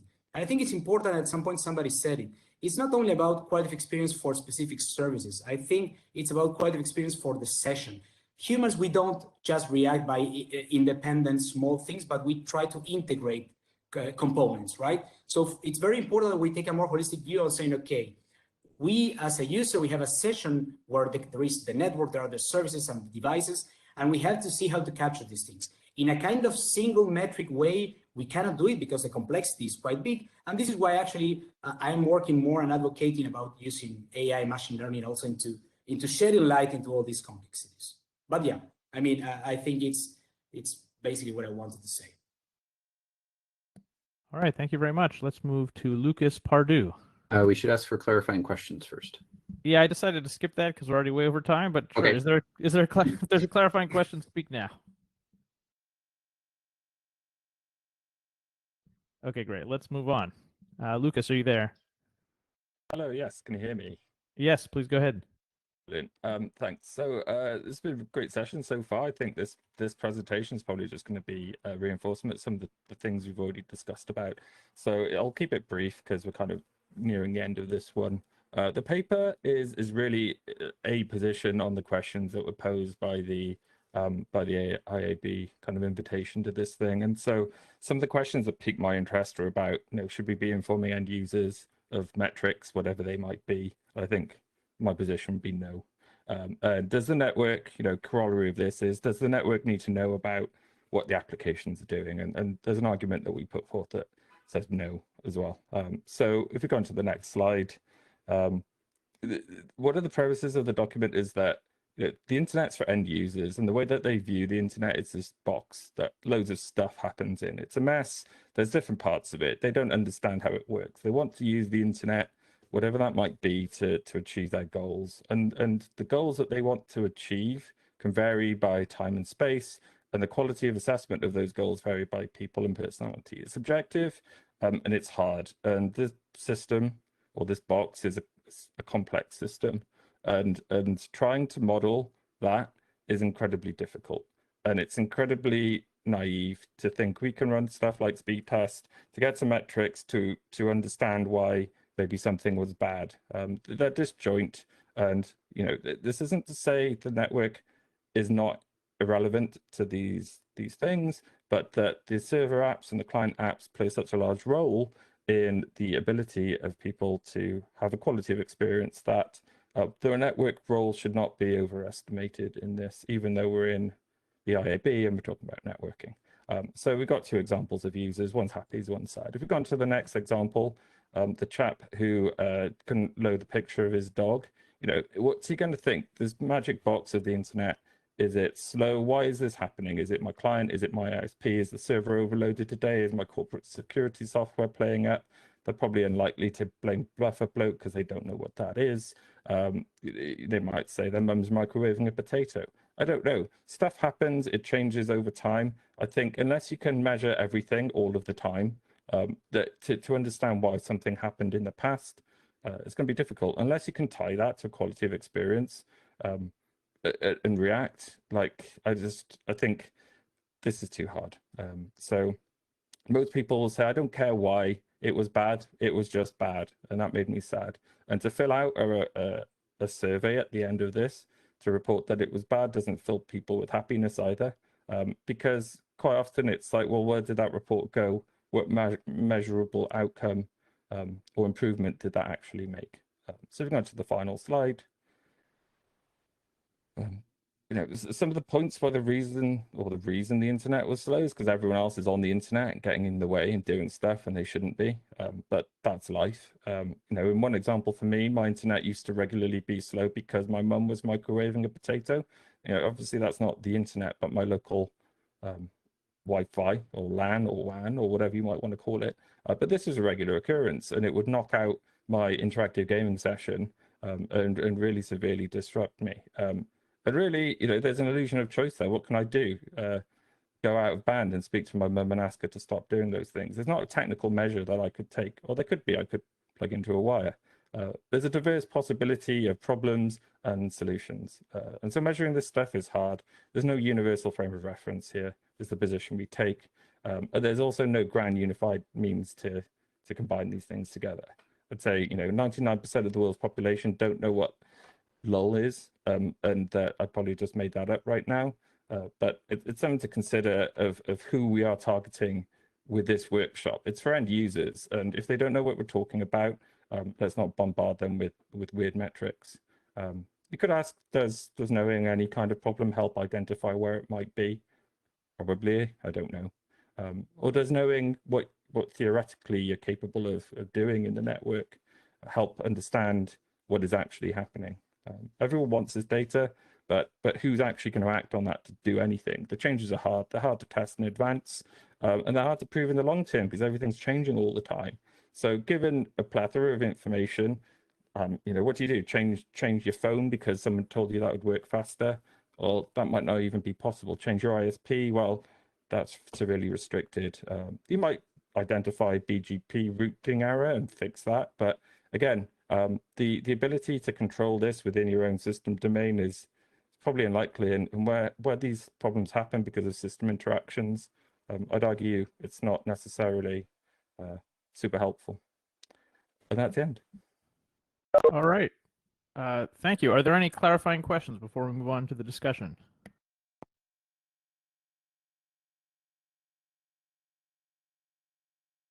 Okay, great. Well, let's move on with the discussion until the end of the hour.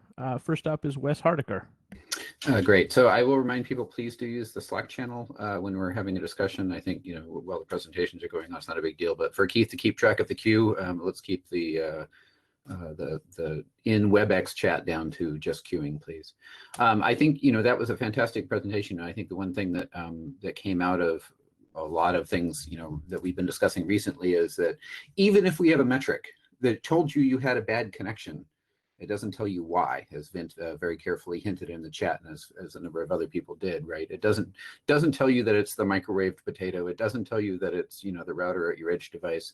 One of the previous questions to Vint was, where is the problem? Is it this box up here for me, or is it somewhere that I have no control over? So that's a really good point that we'll have to consider as this workshop goes on. Thanks. Bob Briscoe.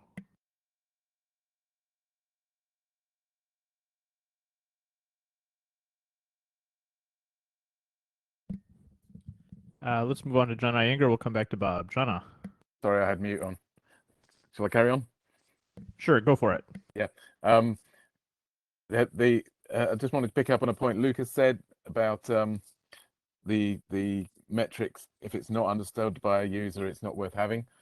And I think that's maybe the wrong way to think about it, in that if the metric is the right metric, but it's difficult for users to understand, then we have to work out a way to get them to understand, or just make it an arbitrary number that people can just compare. But we shouldn't use the wrong metric just because they can understand it, rather than the right metric when they can't.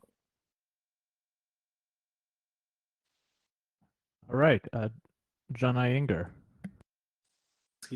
I was actually about to say something to Lucas, but I'm going to say something to Lucas and also respond to Bob briefly.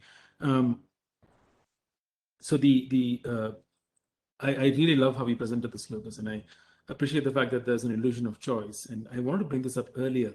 Even if I know that my ISP sucks, I have very little I can do. Where I live, for example, I have exactly one ISP. So it's not just an illusion of choice. There's actually very clearly no choice at all, and not even an illusion as far as I'm concerned. So knowing that my ISP sucks doesn't do very much for me. It's useful to some extent, but I cannot put any economic pressure on them. So there's a fundamental problem here, and this applies not just to my ISP, but to many other things that we talk about. If we are stuck to, for example, I'm on this WebEx call as an example of this, right? Like we've agreed to do WebEx here, and so we are stuck. Potentially, we could move past that if WebEx sucks, but in some cases that just isn't an option at all. To Bob, to your point, I quickly want to say, if I could, that the right metric is, I don't think, the right adjective to use. Funny enough, I'm using ironically.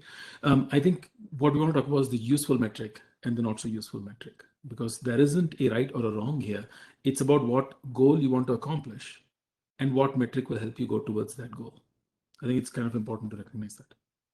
I was picking up on the point about latency under load. Sorry, we got to move on. Let's go to, well, okay, Bob, if you want to reply very briefly, let's try and have go for it. I just did. Okay, great. Let's move on to Jim Geddes. Our problems are end to end, from the application to the other application on the other end of the network. You cannot solve this problem if you only look at the network. That is our experience in Linux. We've mostly fixed the problem in Linux, but there are these pesky damn device drivers. There are certain people, many of whom are on this call, I'm looking at you, Jason, who can help force things into the market by requiring that the equipment that they provide to customers, things like the pesky CPE equipment, work properly. I'm thinking about Wi-Fi, where at least under Linux, we, courtesy of Dave Tots and Toki's wonderful work, we actually have working low latency Wi-Fi. But the economic pressure has to be applied somehow. Right now, it's not being applied. Lucas Pardue. Yeah, just to respond to Bob, I was kind of being quite glib in that talk. I hope people understood. But in terms of exposing metrics directly to end users, I see that as like the speed test of, look, here's a thing, use that number to kind of guesstimate how all of the applications you ever want to run in your home and all of your family and maybe your neighbors who's stealing your Wi-Fi are going to use that metric.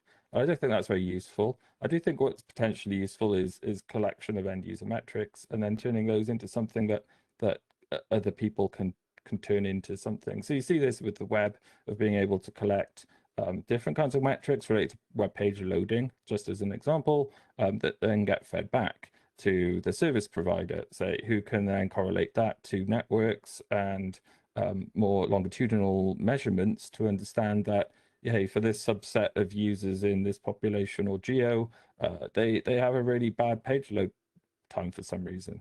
They know this is happening and they don't know why, and even if we told them why, they wouldn't know what to do to fix it. But that those metrics could help. So I'm not super pessimistic that we can't do anything. I just don't think exposing this directly as like raw data to people is gonna be that helpful. Gino Dion. Thank you. So I heard the comment about monetary pressure, and the reality is that the SOC vendors and the CP vendors, they're there. They're ready to do it. We're already doing it. And It's just a matter of bringing the business case. If you go to a Qualcomm or a MediaTek or Cortina and you ask them, hey, I'd like you to do this, I'm going to say, okay, what's in it for me? Bring a CSP. And in order for the CSPs to be able to come to the table, they need to be able to monetize it. And that is there. So when we talk about all these metrics and whatnot, that's not what's going to bring them to the table. What's going to bring them to the table is use cases. Can I sell this to gamers? Can I sell this for people working from home? And apply those metrics into ways that the end user can relate to. But I can tell you, the SOC vendors, they're there. They're ready to do it. They're doing it today. It's just a matter of bringing the right messaging in the right format. Pedro Casas. Yeah, I mean, just wanted to comment on the metrics. I don't know why we were talking about defining metrics that the end users have to understand. I don't really think the end users need to understand about metrics. The end user is just about their experience. And I think what it's important to us is to understand, depending on what they are doing, or what applications they are doing, what are the things that we have to measure, or how do we change things in order to influence that. But I don't think from the end user perspective, you need to define new metrics to inform them, because the user feels directly. Wes Hardiker. So I'm going to follow something that Bob highlighted earlier and make sure that we emphasize it, because it's something we should think about over the next couple of days, which is that a lot of the metrics that we've been talking about are really application to server. And, you know, there's a very different set of metrics for doing peer-to-peer monitoring and things like that. You know, one of the things that we know is that BitTorrent is always faster than unicast downloads. And so, you know, that's apples and oranges to some extent due to the parallelization of BitTorrent. So we need to not remember that everything is application to server. Bob Briscoe. Oh yeah, just coming back on what I said about Lucas and how Lucas replied. I think it's the sort of perfect is the enemy of the good. Just because a metric isn't perfect doesn't mean to say it's not useful. Just like speed test isn't perfect, but it's still useful to a lot of people. You know, witness the fact loads of people quote it and use it, and so. Now, when I first looked at speed tests, you know, as a researcher, I thought, yeah, okay, but you know, it's not often the actual speed across the broadband network. It might be somewhere else. You know, it might be they're not going to their CDN or whatever. But ultimately, it's a good 90% type metric that is irrelevant in 10% of the cases. And similarly with latency under load, which was why I picked up on Lucas's presentation at the end, where he said latency under load wouldn't be understood by users. I think that, you know, from the user to a CDN is a good metric to measure how well the bits in the access network, the devices in the access network, and in the end host and everything, wherever it is, something isn't working if that metric is high. It's not a perfect metric, but it's good enough. Rich Brown.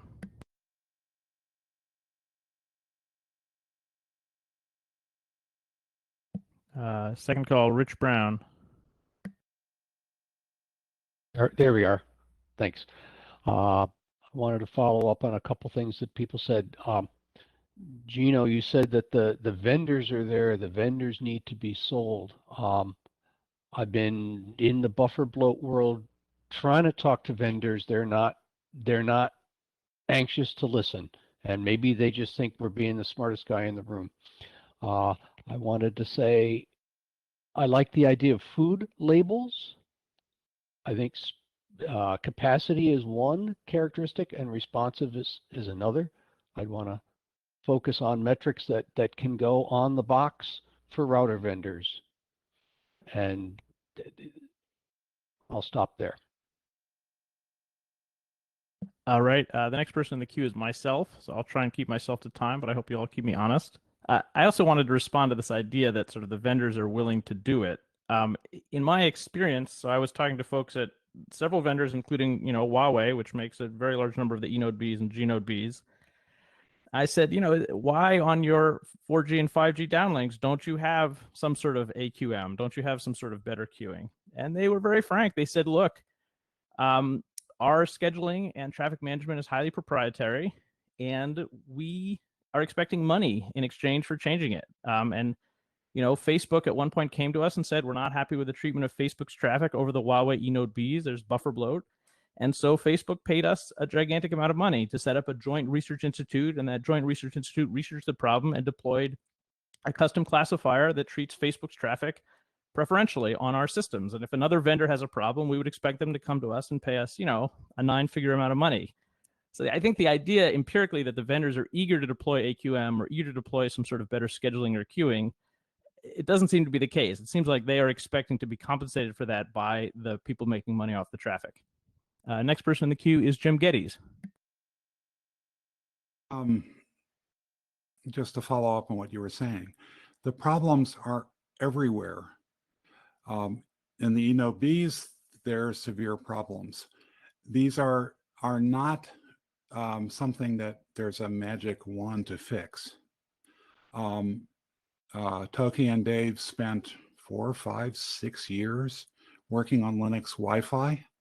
So, but there are key points where there are costs that are sometimes hidden going on. So it's things like service calls. I applied service calls to my ISP, in this case Comcast, long before I understood what buffer bloat was. There may be an education process that we can do to make them aware that that's part of what their support costs are. But we have to get certain organizations to move. You know, we've named a fair number of them. And the way that seems to ultimately work has to do with money. And unless you point fingers that your device is broken, it's really hard for people to vote with their feet. We need to make it really easy for those finger pointing to go on. Or we will have a similar one of these meetings in another 5 or 10 years.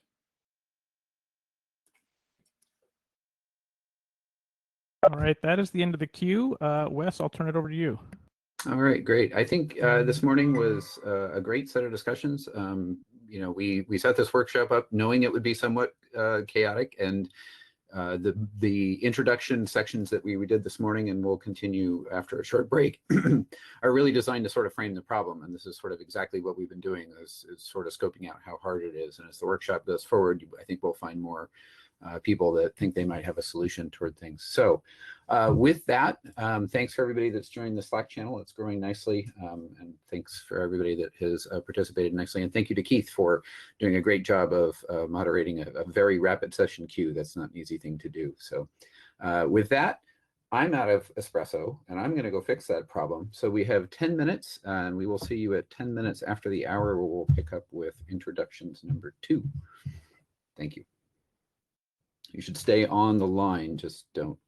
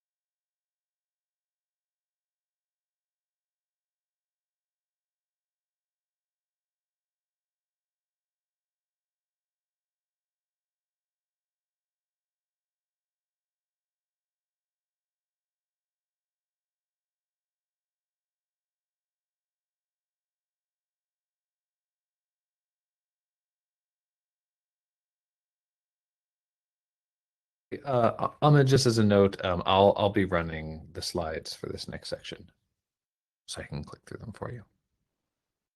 Hello? Hello? Yeah, this is Tommy. I'll be running the slides for the next section because I I have see. Can I email you the slides then? I have them already. The latest version. When was the latest version updated? I sent them yesterday.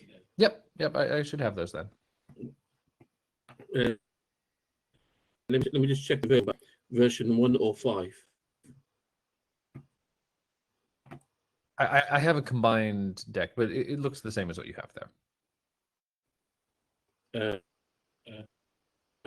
Yeah, it's 105. How many slides are there in the deck? Should be 7. 7. Yeah, we're putting all the slides together to make sure that there's not a delay in switching between people. So the session manager, which will be Tommy next round, will take care of it. I tell you what, I'm at your mercy, so I'm gonna let you in control, but I'm gonna try and whiz through them very quickly to respect the time. That's all.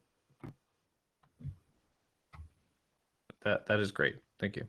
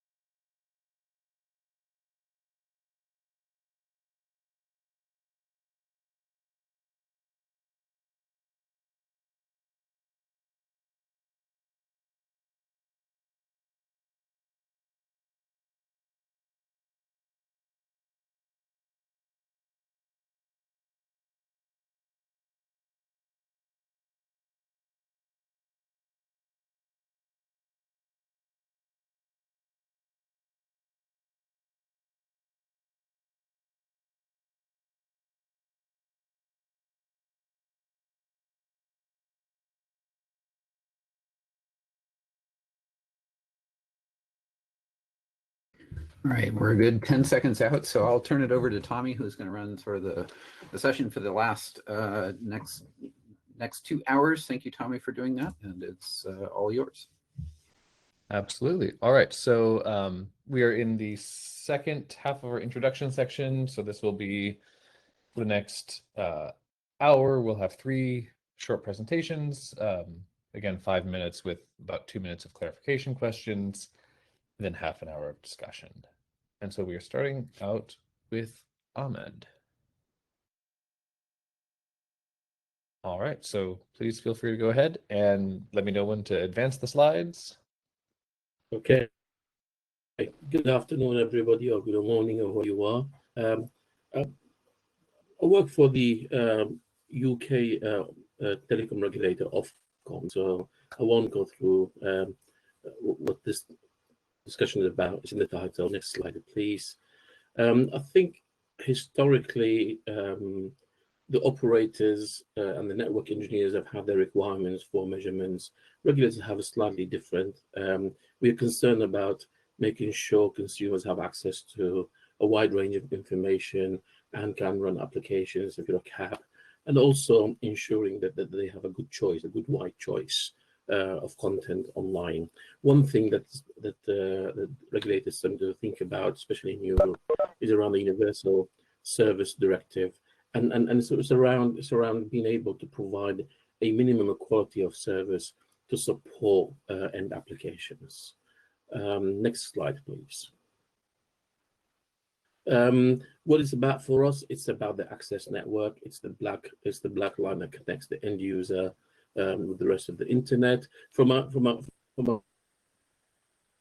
consumer perspective, what we see is that the consumer needs for transparency. They need to know what they're getting, how good it is. Are they getting value for money, that kind of thing. From a policymaker perspective, it's around the notion of understanding the national infrastructure, how good it is it fit for purpose, and sort of investment in the infrastructure to maintain sort of quality and availability of connectivity so for years to come.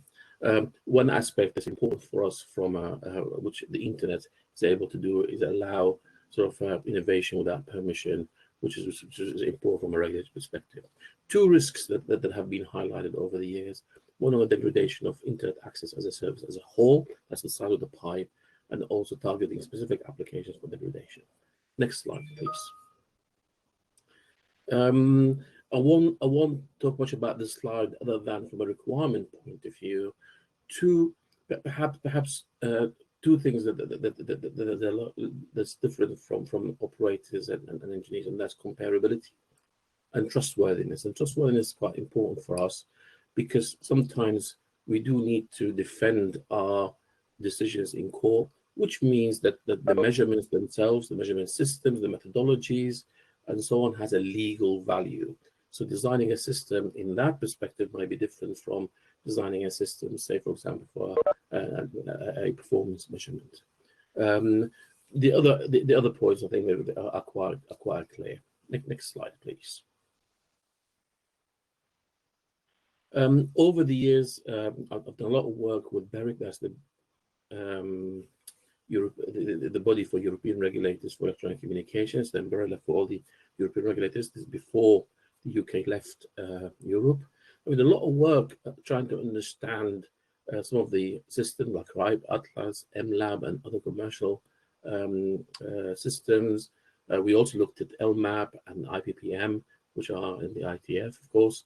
And what we found was that all systems were good, but they didn't quite fit the regulatory requirement in one way or the other. BEREC eventually embarked on building a system. I don't know how far that got to. I was involved in the specifications. I know for sure that we drew a lot of material from the LMAP architecture and IPPM as well. But one thing that perhaps I would like to highlight here is the rising star in this game. And that's crowdsource, because of opening a new insight into the experience of people and also the networks themselves. However, there is a lack of standards in the space.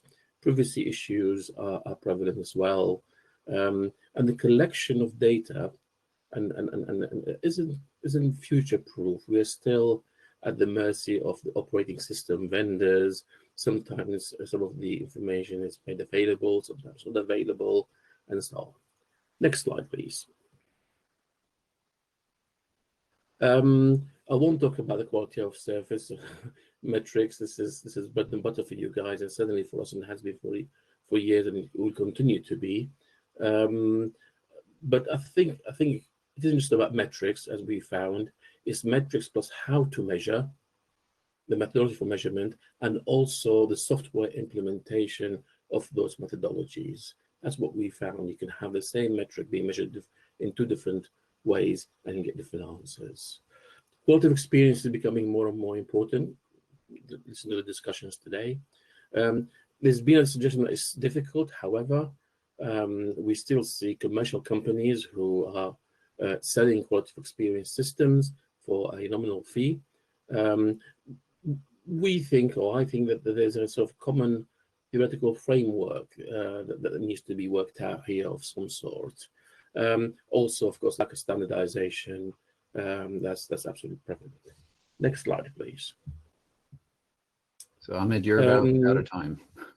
I'm just on the last slide, yeah. So I will go back to talk about the quality of experience. Delta Q will be discussed later in the week. That could be form the basis for a theoretical framework, but I think it might need to take a bit further. Standardization we talked about, and also I think the future for this game, because we need a lot of data to make the measurements meaningful, and that is around standardization, common software implementations, and also common data formats and APIs. With that, I would like to say thank you for inviting me and listening to me. Thank you. All right, thank you. If anyone has a clarifying question, you can jump in for 30 seconds. All right, well, thank you so much. Next up, we have Michael. Hello. Hello. Yeah, all right. Yeah, as you saw, a case for long-term statistics. This is about being passive and measuring different things. Ties well, I think, with the request from others to look at applications, and I think it's maybe a bit redundant regarding what Lucas has been presenting before. So quality metrics, I mean, one of the things we can do with them, at least, is as a user, you know, to have some long-term fix to problems. Change the ISP, change equipment. Well, change the application is probably not in this list here, but could have been telling people in the household to stop using some other application. And that isn't helped much by a case of somebody sitting and doing a ping delay. And I would say even also running something like an RPM test. I mean, you run it, you test it, but it doesn't help you. At the time you run it, it may be too late already. You're busy using an application, you can't do the test in parallel. So my case here is against such interactive use. Not saying this is useless to have, but it would be more useful perhaps to have more passive measurements. Next slide, please. So useful metrics as examples would be, is my connection the bottleneck? How often is it in general? Or was it the bottleneck 5 minutes ago during a telco that I just have? Do applications influence each other? This question of, you know, is there really a problem if somebody's doing something in parallel? Make this a bit more lively with the story. Should fit in, I hope. I have a friend in Austria whom I play table tennis with, actually. I live in Norway, so we use this Oculus Quest headset. Crazy thing. I move around in my home space and everything. And it shows on a screen on the side, it shows ping delay in milliseconds. So you play, you see 20, 30 milliseconds. All of a sudden, delay goes up to 200, 300. What happens is that he says, oh, it's getting, you know, he's losing points. So he just takes off the headset. I hear him shout at his family. He comes back, he said, oh, that's obvious. They were watching video, can't work at the same time, of course. And I wonder, I mean, of course, right? It depends. Does he know it really is his network? It seems to work, yes. It seems to make the difference. But, you know, did he just tell them in vain that they should stop watching video? Is that the right way to use the network? It's all very awkward. Next. So I do think there is something we can do. I think passive listening can work as long as this is associated with applications. I looked at the wireless diagnostics tool in OS X, which I think is very nice actually for what it offers. It's pretty much in the direction of what I'd like to see, but it's not showing per application traffic.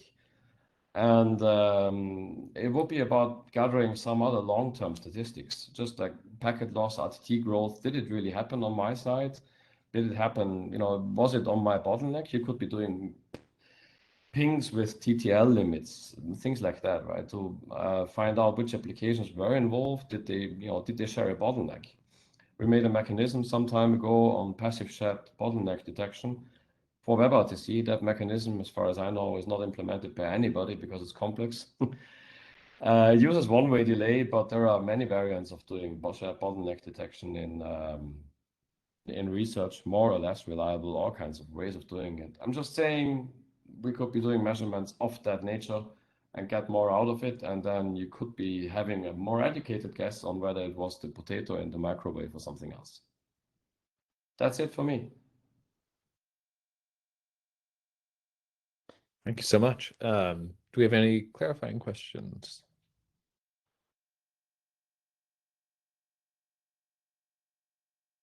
All right, sounds like not.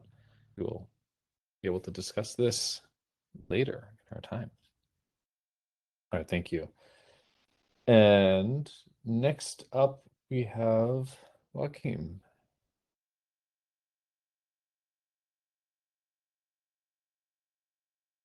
Hey, Joachim Hello. speaking. There we go. Can you please advance to the next slide? Yeah, so I'm going more into the technical details in particular. So my personal expectation, if I was to rate a network quality, first term would be service connectivity, including all of the associated protocols of a service. And then I'd rate the quality as if it underperforms, matches, or exceeds my user expectations, which are subjective, of course. Then I'd rate, if I do measurements, I infer on a time frame. That is, do I evaluate past network quality, the current network quality, or do I anticipate future network quality or service quality? In this context, I just mentioned repeatability and continuity, two terms of the IP performance metrics framework that have been questioned by RFC 7312. I'm searching for a metric that can be used to evaluate and compare results and perhaps also automate it. In theory, it sounds pretty straightforward. So we have connectivity, delays, jitter, losses, transfer capacities, existing RFCs that we put together, glue together somehow. We try to exhibit no bias for specific operators and technologies and try to put some simple metric together. Unfortunately, it's not that simple for two specific reasons. Next slide, please. In the first thing, and this is what Jana already said, so users experience service quality and not network quality. First question is, how can we differentiate between these two? And the second aspect is that services define the network traffic pattern. Users' configuration options on how these services use the network are very limited. And the user behavior, the service use, the expectations, and the traffic patterns differ on societies, cultures, geographies, age groups, tariffs. So it's difficult to capture all of these in one metric. Why is this important? Networks today are no stateless copper wires, and unfortunately, many quality of experience models today, quality of service models, rely on networks being stateless copper wires with a linear behavior. Networks react statefully to user traffic at various layers, starting with physical and transport layer, etc. Schedulers allocate and deallocate capacities, and we have a huge number of uncertainty factors that goes even down to content and compressibility of packets. If we go to capture, we have privacy concerns, so GDPR, etc. Just as an example at the right, to become technical, we have delays, one-way delays in the uplink of a 3G network. Random payload sizes, packet sent at random start times. And depending on how these packets aggregate together, we see that the user behavior differs for a six-fold scale. So depend from 25 milliseconds to 150 milliseconds, just depending on how these random packets aggregate together. So this is user experience and difficult to capture for random traffic. Next slide, please. So if we now are now thinking about a quality measurement framework, first I would say we must define the requirements for this network quality rating. Who is the audience? End user, operator, automation? Do we want to do an SLA verification? Should it be an actionable item that the network accepts? Do we target the past, the present, or the future? Do we have specific requirements with respect to accuracy? And can we ignore the services? We're opening Pandora's box, I'd say, when we evaluate certain services, but I think we cannot do without. One option would be to define services that offer a model, an abstract network profile description that includes, for instance, protocols, network traffic patterns, and requirements. How can we capture user input? That's for discussion. and networks are instrumented to monitor. We have heard already about LMAP. Can we extend it to the service profile? But simplicity is something else. So how can we convey this to non-technical users? And I agree with most of the participants so far that I don't see a way to map network quality to one single value. We have orthogonal metrics that represent quality, and it's quite difficult. Yeah. On the next slide, I have just for completeness some uncertainty factors. I tried to structure them, but yeah. That's the first slide. Oh, okay. One slide. One more slide, please. Like, yeah. Okay, it has been stripped. Okay, it's fine. Yeah. It was just I tried to structure uncertainty factors that goes. All of these measurements have been done in a static fashion, meaning no movement, no redundant paths, no redundant aggregated paths having distinct technologies, etc., etc. We have so many uncertainty factors in this game that it becomes rather difficult to capture the behavior. So I'm skeptical, but I'm very keen on doing these discussions. Thank you. All right, thank you very much. Any clarifying questions on that before we jump into discussion?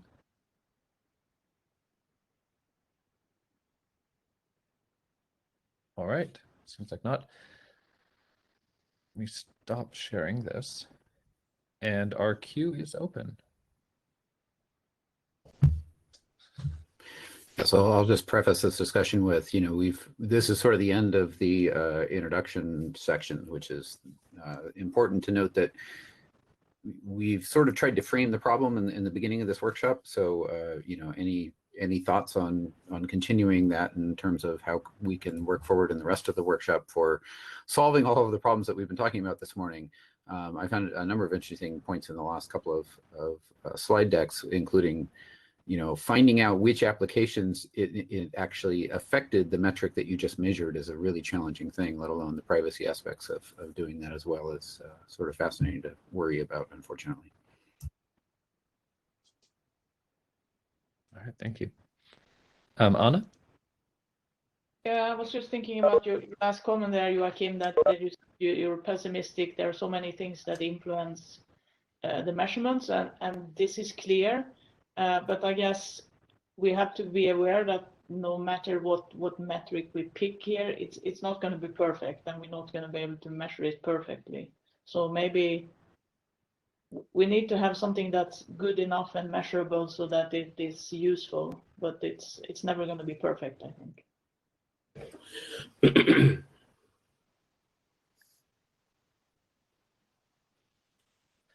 Just as a note to the people raising their hand in WebEx, we're using the chat queue, so please do the plus Q in the chat rather than raising your hand. Torlis? So for the first presentation, I mean, I think it would be interesting to really understand, what type of metrics might be useful for regulation. And so I think in the past, there was a lot of, let's say, the degree of over subscription of bandwidth, right? So, oh, you get 16 megabit DSL link, but sorry, we've got a 10 megabit uplink and we've got 1,000 people on it. But hey, it's a 16 megabit DSL service, right? So may not be as an end-to-end service be very relevant, but for the actual bandwidth you're getting, it is very relevant. And so what are, examples of metrics we've seen being regulated, and what might be, better metrics to be regulated in the future? So in terms of metrics for regulation, I'm not sure whether the existing legislation mentions speed or latency or jitter or anything like that from memory. I think it helps if we separate this into two areas. One, if you like, the demand side, which is what applications require to work. And then the supply side, which is what the network can do to deliver that demand. Yeah, so that's the supply side. And I think if we thought in terms of those two buckets, it might help kind of like decompose the problem and simplify the problem a little bit.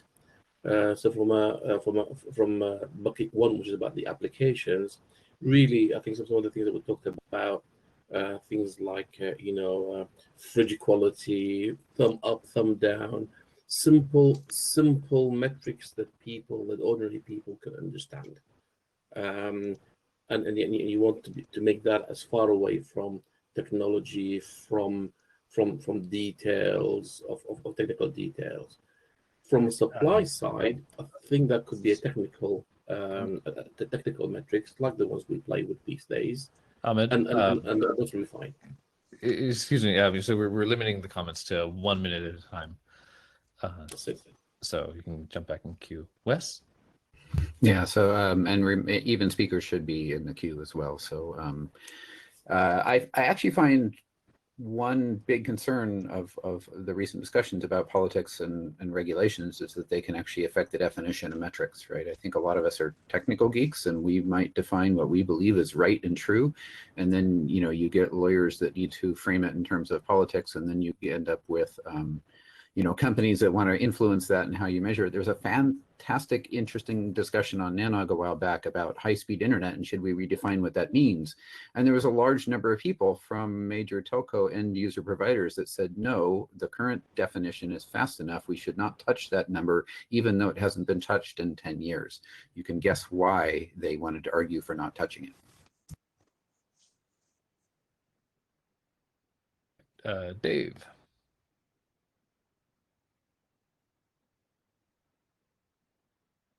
Sorry, you're talking about Dave Tot. Okay. Am Yes. I here now? Great. So to touch upon the previous comment, packet loss is good. Measuring those packet loss and markings is good, and it should be a forcing feedback function into what overall arching demands are made for more bandwidth. In my opinion, what the world does not need is more bandwidth. It needs better bandwidth. And if there was some set of economic factors and forcing functions that would lead to a long-term ability to more dynamically upgrade our devices in place, including new metrics, etc., we would be able to cut the tail of development and deployment, so development and standardization to deployment from the current 9 years or so down to something that would more dynamically reflect the conditions of the internet today. All right, thank you. Back to Ahmed. Just to pick on that, really the regulators have been reporting on speed mainly, and that's because of the market. The market at the moment are selling connections per speed kind of thing. There is no compelling reason why we wouldn't move to another metric if the market shifted or it provided more information to consumers. But I think as a suggestion to the community here, standardization does play a role, and also representation of the real experience would also play a big role in us accepting sort of new metrics. And I just want to emphasize from our experience, it isn't just the metric, it's how it's measured. And in some cases, we've seen even the way it's implemented in hardware and software makes a difference. All right, thank you. Neil. Just to pick up on what Ahmed said, I think there are, in engagements that we've had with people, there is a wider interest because the digital supply chain is getting involving more and more. You have GPON providers who are separate from wholesale providers, who are separate from this, who are separate from that. There is a great interest in holding your supplier's feet to the fire, if you could justify the size of the feet and what fire they have to put them against, right?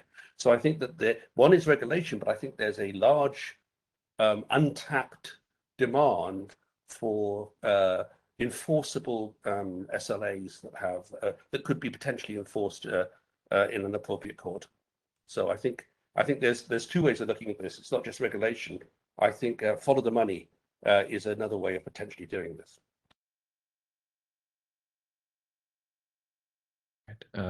Kenjiro? Yes. My concern about policy making is regulators are trying to employ speed tests to provide information to consumers. So once it's widely accepted by consumers, it becomes a little bit too late to fix the problem. So we need to propose something better than speed tests before it becomes too late. That's it.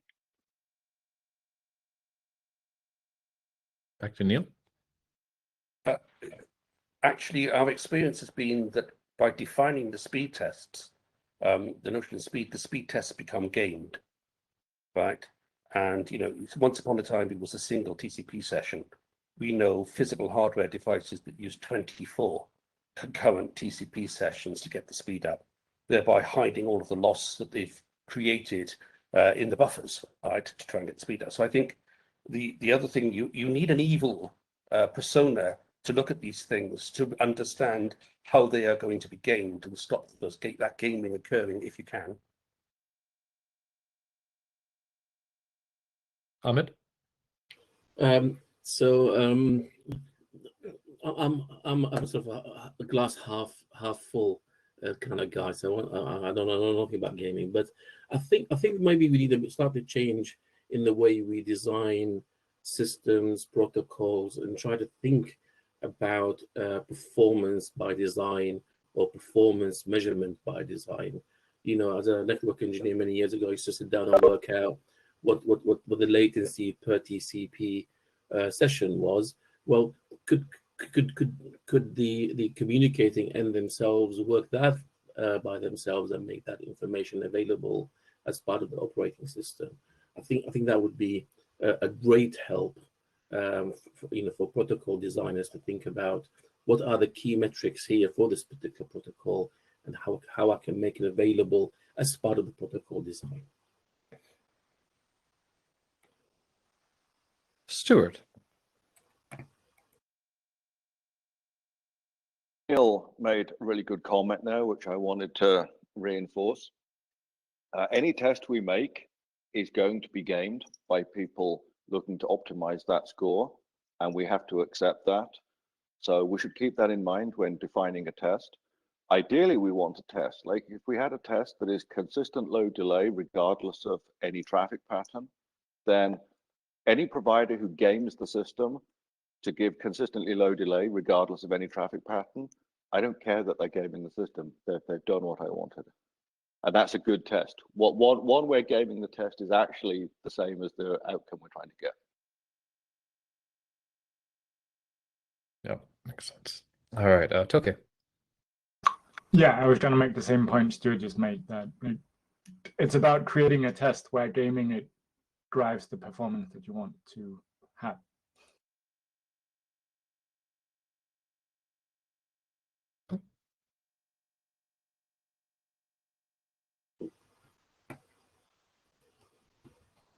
Cool. Okay, I didn't hear you. Sorry, no bad. Because of latency. Seems like it. Yeah, I have a very concrete suggestion about that is related to Ahmed's comment about statistics that should be stored in the OS or offered.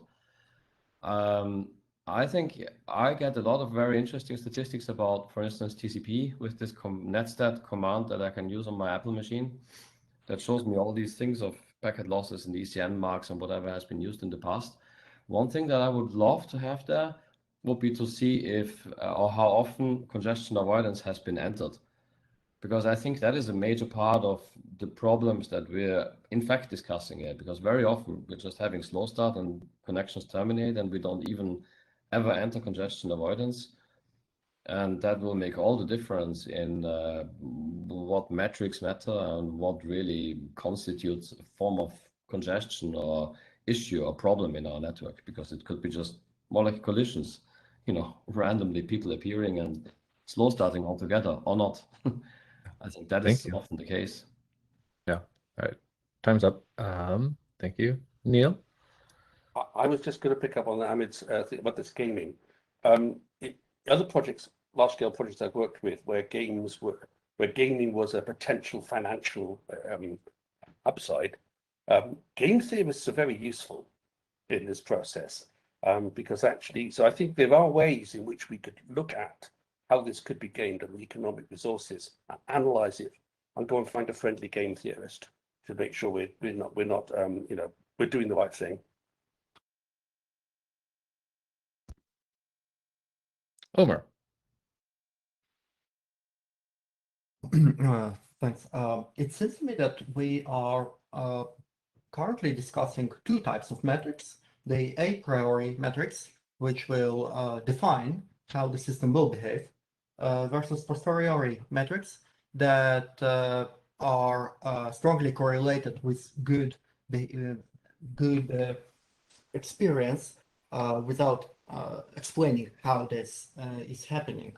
I just wanted to share this observation. Maybe it can become more useful, maybe not. That's my observation. Thank you. Thank you. Ahmed? From a regulatory perspective, we are not network engineers. Yeah, we're not trying to solve network problems for the operators.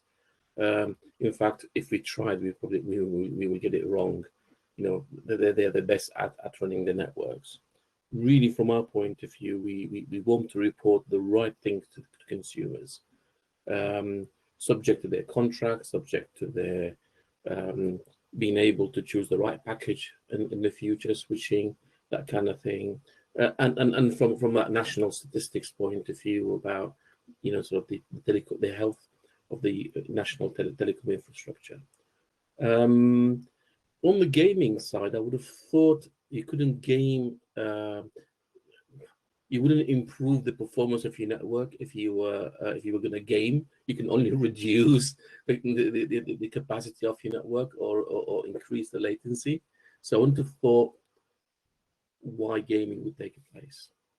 But I'm not a practitioner anymore, so I wouldn't know. Thank you. Okay, out of time. Back to Wes. All right. So a number of interesting comments. I think this discussion has been fascinating. I have one story to tell, which is that my son recently had to work with his internet service provider, a network engineer who came out and refused to use his own company's measurement system because they know it was gamed and was actually using different things when trying to diagnose my son's apartment complex. But I'd love to hear people's thoughts on going back to the privacy aspect. We sort of glossed over that, and that seemed like an important one. Does anybody have thoughts of how do we safely define a metric system that actually accurately measures stuff without at the same time revealing that they're going to some particular website or playing some particular service and game or something like that? Anybody have thoughts on that?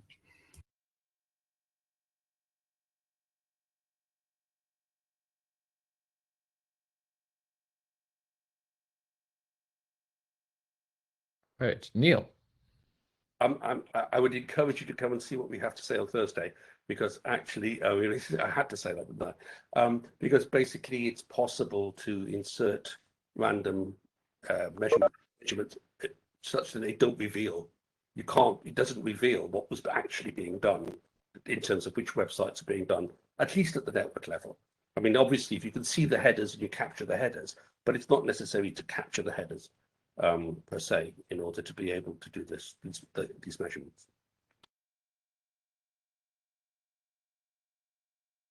Yeah. All right, looks like Jana is no longer in queue. Torlis. I think the more you get up to the quality of experience metric, the less privacy you'll have, right? I mean, if you don't want to unveil whether you're doing, video streaming with a 30-second playout or web browsing where you want to have the shortest round trip time to see all the wonderful ads, just to give the two classic examples, right?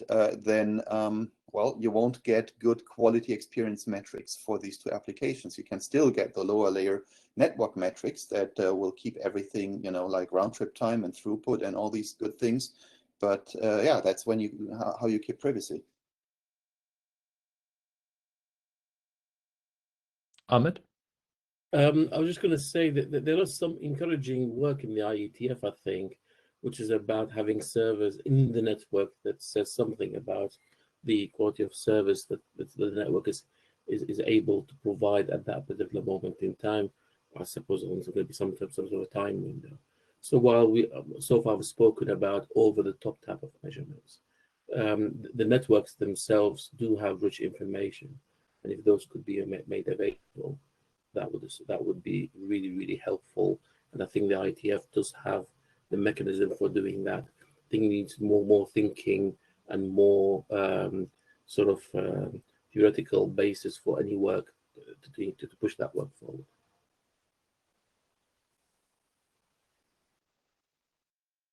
All right, Matt. Yes, one of my visions for measurement, and I hate to admit how far this goes, is always on measurement in the serving, and to have ways of exposing metrics that the content provider has of the path. And I have to admit, I gravitate towards that kinds of measurements, and I actually can touch on that a little bit in my talk. There are some applications that do this.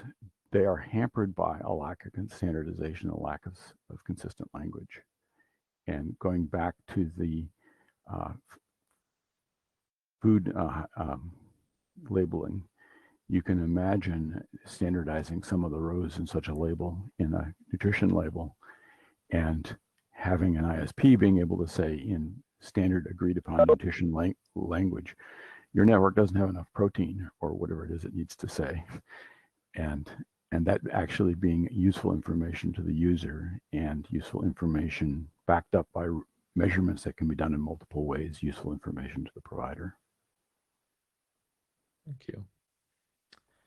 Alexander? Yes, so I just wanted to comment also on the privacy aspect, and basically I have two comments there. One thing is basically perhaps not all measurements need to be passive measurements, but also there's a role for active measurements, right? Active measurements are one way, I think, to address some of the privacy aspects where you have synthetic synthetic traffic and so forth. Obviously, the question is, what does it say about your production traffic and so forth? But it depends on the purpose here. I do think actually it has its place, particularly when you want to assess the general quality and so forth. And also when you don't use this for accounting purposes, the data, then of course you would have to measure and observe the actual service levels and so forth.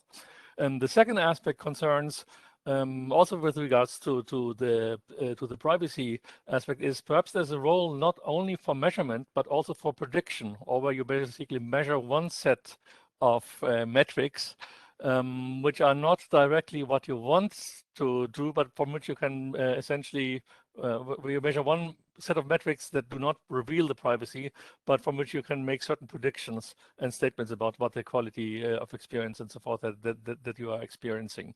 And so there's a lot of work also actually on the prediction side, which I think can be useful here.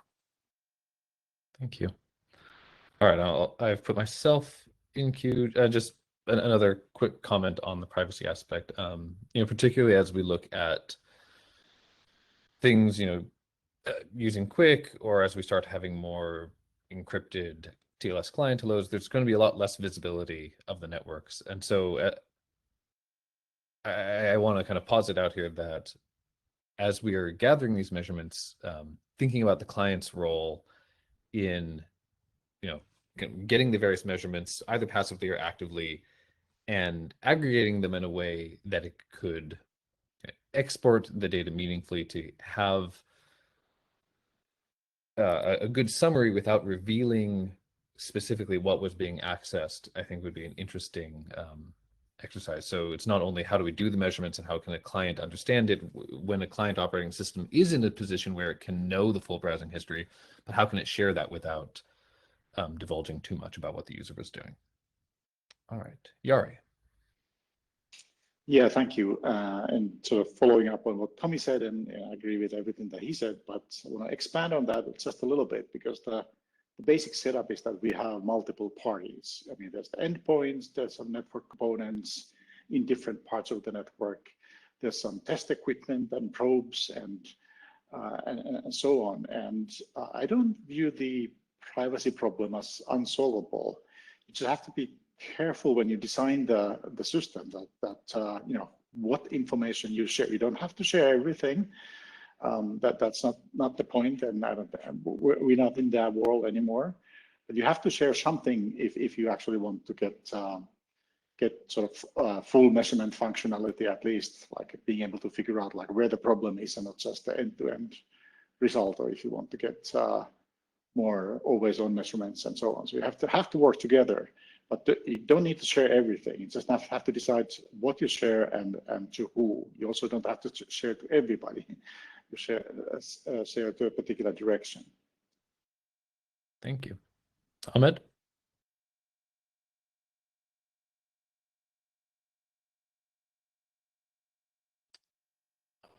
Ahmed, if you're speaking, I can't hear you. Sorry, I was on mute. So on the privacy side, I can't agree any more than what's being said. All our research shows that privacy is an important element in our consumers' thoughts. And Tommy, you were bang on. I think you were echoing what I was saying, and that is revealing sort of performance measures should be part of the protocol design and the system design at birth and not as an aftermath. I'm just going to pick up on the server side measurements, which Matt, I think, was talking about. I am aware of one system that does that. So all the work is done from the server side, very little on the client side, and there are merits in that. And if you think about mobile, battery, that sort of thing, there is that angle, of course, which was the server side measurements is claims, or that community does claim that it's better in the mobile case. The other point I want to pick, sort of active versus passive, there are reports from the measurement community. Sorry, I'll come back to that later when you want this time. All right, Robin, you're up. Yeah. Sorry. Yeah, so I want to echo what Tommy said is with Quick, it becomes more difficult to do in-network stuff. And so the project I've been working on is called QLog, which we'll also present on tomorrow, which the idea is that we log everything on the endpoints, client servers, and then we aggregate across the different layers. And we also have privacy questions there. And then what we hope indeed is something like what Tommy says, is that we can aggregate a lot of these logs together if we want to share them with, let's say, service providers for observability. But another approach that we had in mind was to define or standardize privacy levels. To say if you have obfuscation level 15, then this is what you should strip or you should obfuscate. But in some use cases, you still want to have some identifiable information, even if it's just IPs or just some URLs. So I think like a sliding privacy scale might be an interesting approach there. Thank you. Omer. Yeah, regarding privacy, I just wanted to comment that privacy is not a static game, and if we are assuming that bad players exist, it's probably would be prudent to assume that they will continuously extend their methods. And therefore, if we are thinking about including privacy into measurements, probably it would be great to think of how to update the privacy measures and how to not to ossify something that works today but will be naive and irrelevant in 5 years from now. Thank you. Case in point, Wikimedia Foundation. Sorry. Yeah. Jana. Thanks, Tommy. So I appreciate that the conversation has been great so far. I should note that first. I think it's really useful to think about how to share metrics, how to gather metrics and aggregate them. And all of that is very useful to the specific point that Tommy made. There is a PPM mailing list at the IETF. There's probably going to be an effort sometime at IETF 112 on trying to do something exactly like that. So keep on the lookout for that. I also want to note, yet again, harping on my, hey, applications already exist on the network thing. There are applications that already exist. Vendors already exist. We aren't doing this for the first time. It's been done, and it continues to be used. Metrics, there's a lot of people already measuring the network in a lot of ways. So one way in which I can see us maybe doing some standardization help or work here might be to actually help or encourage vendors to share metrics that they're already gathering about networks for their particular applications, figure out how to share them privately, figure out how to share them with all the privacy controls in place, and how to aggregate those bits of information. That'll be very useful. There's data already sitting there. We just need to gather it. Thank you. All right, we are at time. Ahmed is in queue, and I'll just make a comment. We're going to move on to the next set of sessions at the hour. So if you have a couple more comments, we have room for maybe one or two more. Ahmed, go ahead. Just on the active versus passive, I've put a comment in the chat, but that doesn't mean there is no room for the passive or the active. I think there are room for both in the toolbox. Each one is important for something and perhaps not the other. In terms of aggregating data from different measurement systems, this is just picking up on Jana. The important thing is that when you aggregate data from different places, it needs to be harmonized and comparable. Each measurement system will have its own bias and its own. This is why I was talking about metrics, method of measurements, and also down to the software type of implementation. And that's something we have seen very much so.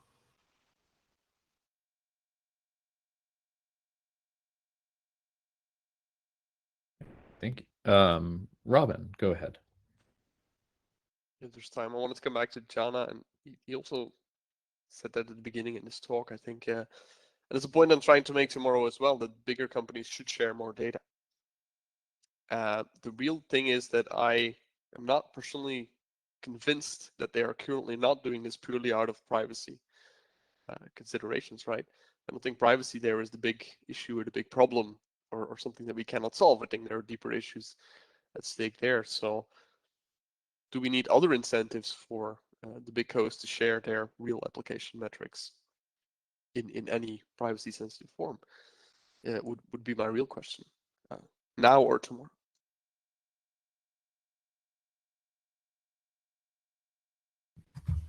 All right, I think that looks like a good end to that first session. So lots of good discussion in there. I have been taking little tiny notes of major things that I'm hearing out of all of this discussion, and that bullet list is actually getting quite long. So I appreciate all the thoughts. I think with that we'll roll into metrics, right? And so the beginning was all problem framing, and we're going to start getting into more concrete stuff, I think, after this. All right, and I think first up we have Matt. Hello. Gee, if I had had all this framing, I would have done things slightly differently, but we'll go with this. Next slide, please. About 2 months ago, I first encountered the Apple responsiveness developer tool, and it was a video presentation shown in connection with one of Dave Tott's buffer bloat RPM meetings that he's currently been running. And there was a whole bunch of things that the responsiveness metric does that I think are going to prove to be very, very important in this space. I assume everybody has seen it, but it's basically the rate at which the network delivers rounds of information. The nice thing about this metric, one of the nice things about it, or a bunch of nice things about it, you can construct a concrete definition of it, and there are parallel metrics at different layers in the stack. I happen to be focusing on a TCP layer definition. The Apple tool actually measures an application layer definition, and they are different because they include different phenomena, but underneath they're driven by the same principle. The nice thing about it is you can define them concretely in terms of wire packets on the wire. And so there's a very concrete definition that's sort of abstract. It doesn't depend on technology, or well, at least the transport layer doesn't depend much on technology at all. And you can talk about measurements that are you can calibrate the measurements against a reality that you can determine, for instance, from packet captures. For this preliminary study, because I didn't have the data readily available, what I'm using to estimate the rounds is the final value of the smooth RTT estimator. We have, Measurement Lab has 12 years of archived 10 millisecond samples of the smooth RTT data for all of the tests. And I believe it's all intact, although I haven't confirmed that. Next slide. So the responsiveness that I'm using is what I would like to use is actually accumulated rounds, which you can measure during a test. And I believe that we can both compute this for all of our archive data. We could also imagine computing it inside of the NDT measurement tool. It's actually just a telemetry change. It's not a code change or a wire format change. And I also believe that it'll turn out that responsiveness in today's internet is a direct predictor of page load time for the vast majority of web pages. The constraints are if most of the objects run out of data before you're out of slow start, so before they receive a congestion signal, and most of the compute to invoke the next, to load additional objects is fairly small, the network responsiveness determines the time to load each object, and the application responsiveness determines the time to invoke successive objects. And given that those might be dominated entirely by the network delay, I would hope that responsiveness will turn out to be a direct measurement of page load times. So I'm going to show some baby pictures. Next slide. This is uncalibrated data. Unclean data is just completely raw data from the final responsiveness. This is all of the connections over 12 years that use the servers in New York City. And it's shown as 3 discontinuous graphs because it turns out that it's sensitive to TCP implementation. And the big discontinuities, the 3 different colors, are using 3 different versions of TCP. And in New York, Cubic and Reno look similar. In other geos, they don't, which is actually something we haven't explored. There's a whole lot of caveats about this graph, which I will eventually get to. I'm actually more interested in the plumbing to produce the graphs and make sure the data is correct than actually studying the graphs. I want to encourage you to go look at the paper. There's a link in the paper to a Colab document which contains the source code to generate these graphs. This graph took about 20 seconds to plot the proper subset of 4 billion measurements. And next slide. This is the same data with a slightly different query. This is also in the published document. This is split by ISP. This one says large test volume. I actually changed it. It's the ISPs with the most clients. The downward slope circa January 2020 is actually the version change for the platform. And there's a discontinuity in the data because the platform changed at that point.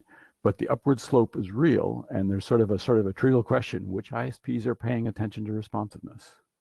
And you can see it in this data. And anybody who wants to run this data for their geo needs to write 1 line of SQL in the notebook and can play with it. Next slide. So, a bunch of things on my to-do list. Like I said, this is a very early study. There's a whole bunch of different ways of measuring responsiveness, and I want to compare them and understand what the differences are. It might turn out to be that certain kinds of methodologies are different. One of the things I'm concerned about for multi-stream responsiveness is how you generate cross-traffic is extremely important. I've already noted that the congestion control algorithm is extremely important. There's a bunch of things there that need to be looked at.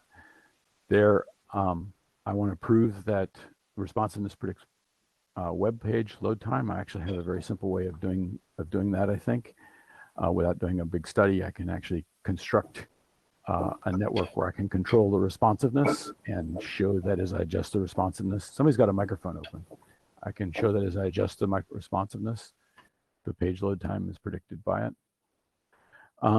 There's some other metrics that might be looked at, and I'm not going to go into detail there. And one of the things that is actually a problem for our data, well, maybe it's a feature, our tests only run for typically about 10 seconds. It turns out there's a significant number of clients that end with 5 seconds of queued data after 10 seconds. And that 5 seconds of queued data comes from slow start into an effectively infinite queue. I don't get a measurement from these guys other than it's bigger than I measured. So I think that's all I have. Oh, one more. The real problem is I want a responsiveness metric that is exposed. I think part of the reason why we haven't solved the buffer bloat problem and is because it requires too much knowledge for people to make sense of it, and there's not good lag metrics in most applications. There are some jitter metrics in some video conferencing tools, which are great help. But the thing that will really matter is a consumer grade tool that is available to all sorts of users. My hope is that we can expose a responsiveness metric side by side with our speed test.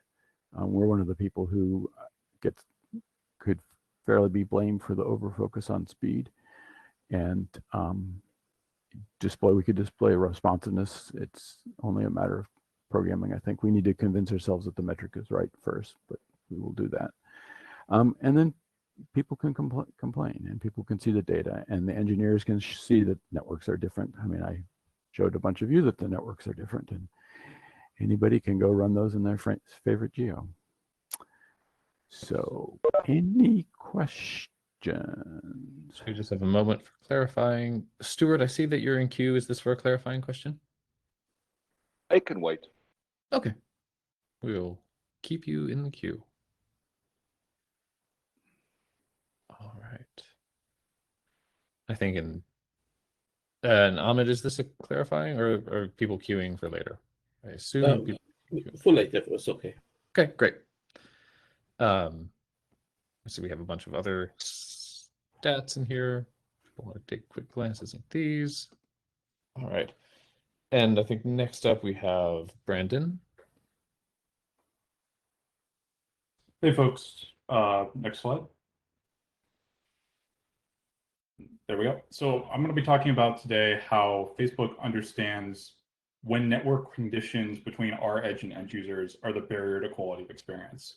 And we're trying to measure the path between our edge, shown on the left here, all the components in that path, including things like how the cable modem at the end of the path handles AQM for the uplink for different aggregates of users. So the user aggregate on the right here is all ISP users or cable modem users in Redwood City.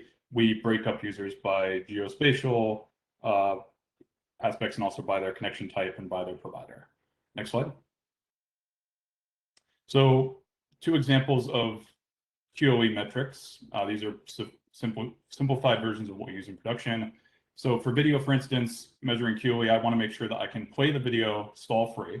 I want it to have acceptable MOS, which means that the quality is good enough that somebody's going to want to watch it. And I want it to begin within 1 second of the request being made by the client. Likewise, I want images to load within 500 milliseconds of a user requesting that image, meaning that the box where the image should appear is ready to render the image. Next slide. And the reason we want to know this is we want to be able to characterize our product's requirements.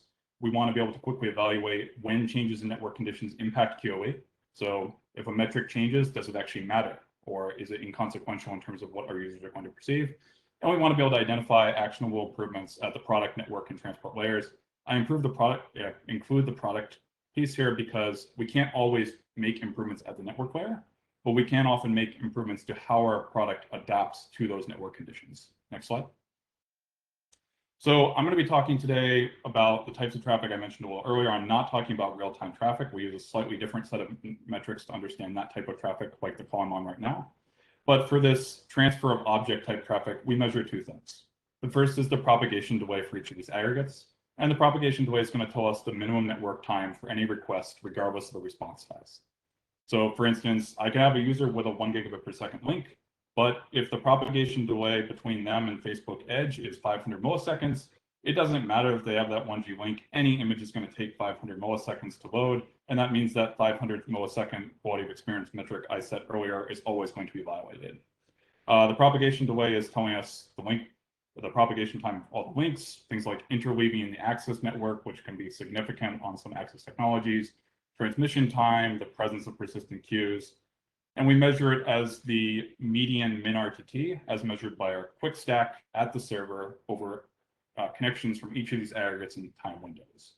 So we can see over a day for each of these aggregates, how does this measure of propagation delay change? Next slide. The other thing we look at is what we call the good put success rate. And this is the probability that a connection in one of these aggregates can deliver a stream of bytes at a given rate.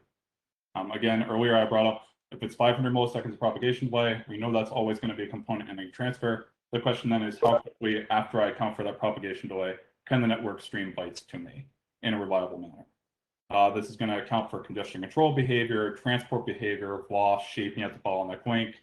If there's contention at the user's uplink, preventing ACKs from getting back to the server, that's going to appear here as well.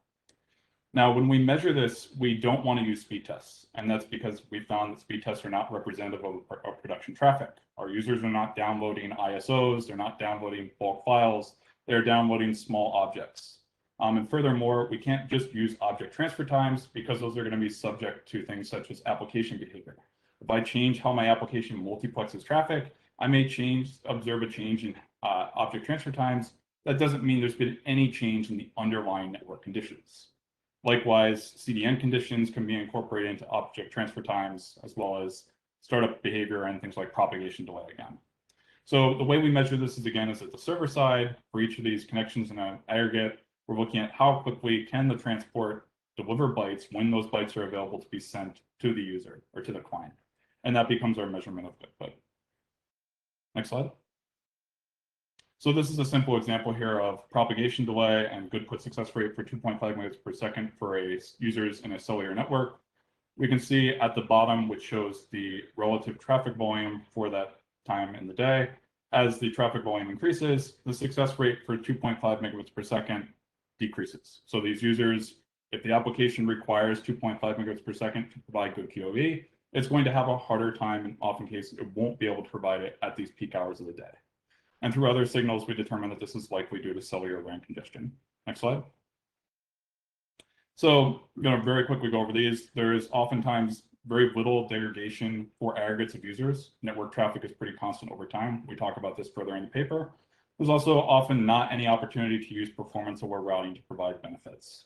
Talk about that further in the paper, but it suggests that most problems are in the access network or further beyond any BGP routing change can address. Next slide. So I think the final points that are probably most interesting to this group are why are we using this good put success rate instead of metrics and propagation delay instead of metrics like SRTT or the loss and retransmission rate?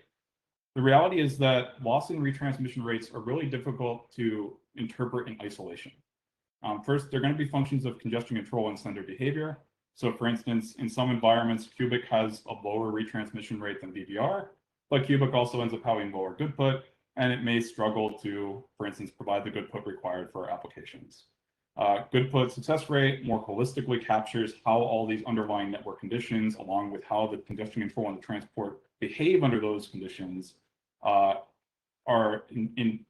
impact our ability to deliver bytes to the users. And then the final thing here is, well, I talked about all these things of how we measure QoS. How do we determine what QoS conditions are required for good QoE?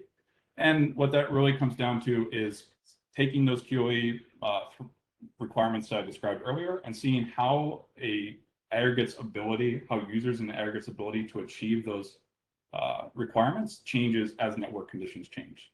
So if I have two aggregates of clients and they have different network conditions that we've observed through these measurements, how do those network conditions as they change impact the client's ability to have good QoE? And with that, happy to take any clarifying questions. All right, any clarifying questions? Looks like we have a couple in queue for that. So we have Robin first. Yeah, I was mainly wondering about the good put measurements. I can't find it immediately in the paper. If that is done at the actual TCP layer or TCP implementation or inferred from higher level behavior, let's say HTTP layer. So we do this at the quick layer now.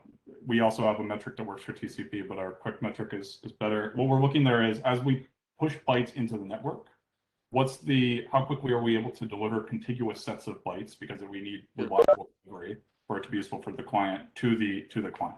And that's looking at ACK timestamps relative to TX timestamps, and also accounting for instance, if a retransmission was required to get a contiguous set of bytes to the user. Yeah, I get that it's possible for quick, but it's much more difficult for TCP. That's why I.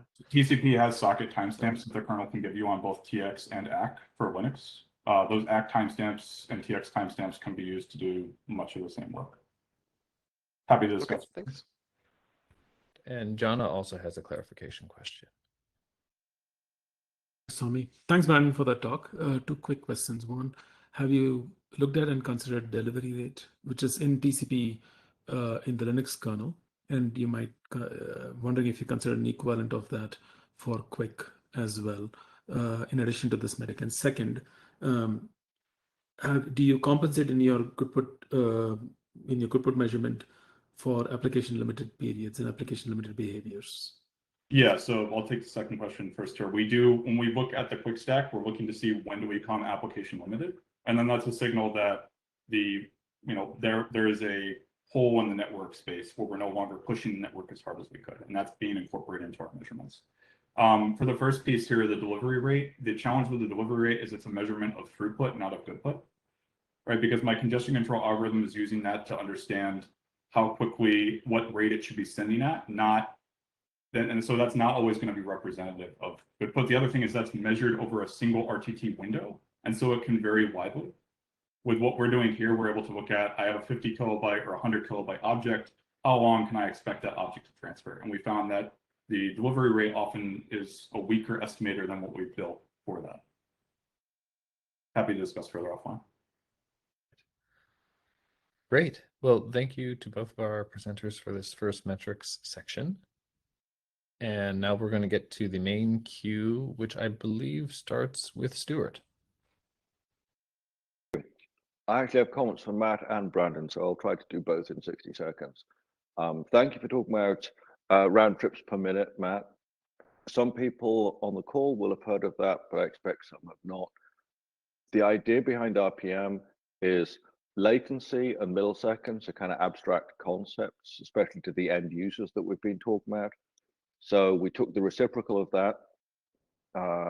So round trips per second or hertz, and then we went to round trips per minute. It's nice because it gives a number where more is better. It's 3 or 4 digits typically and has no decimal places. So it's a nice convenient metric, and coincidentally it aligns with car RPMs. I put a link to the video in the chat. And for Matt's presentation, that means that when the graphs go up and to the right, that's a good thing. That's not latency getting worse, it's responsiveness getting better. For Brandon's comments about video quality, people often measure. We're out of time, so can you re-in-queue? Okay, sure. Thank you. All right, next, Torlis, you had gotten in and out of queue. Do you want to just go? So I think what kind of trickled through at the sidelines of these presentations was the metric I, as a user, am always most interested in, which is the whose fault is it metric, right? So in terms of looking at the numbers saying most likely causes this and that, which I think goes back to the ultimate question of actionability of metrics, right? I mean, what is it that who wants to get out of the metrics? And I think that would be, I think, good criteria, being able to isolate and have actions coming out of it.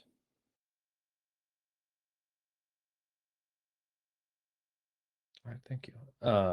And I realized I think I had skipped Ahmed, who's also in the queue. It was just something Matt said about how different versions of TCP give different performances.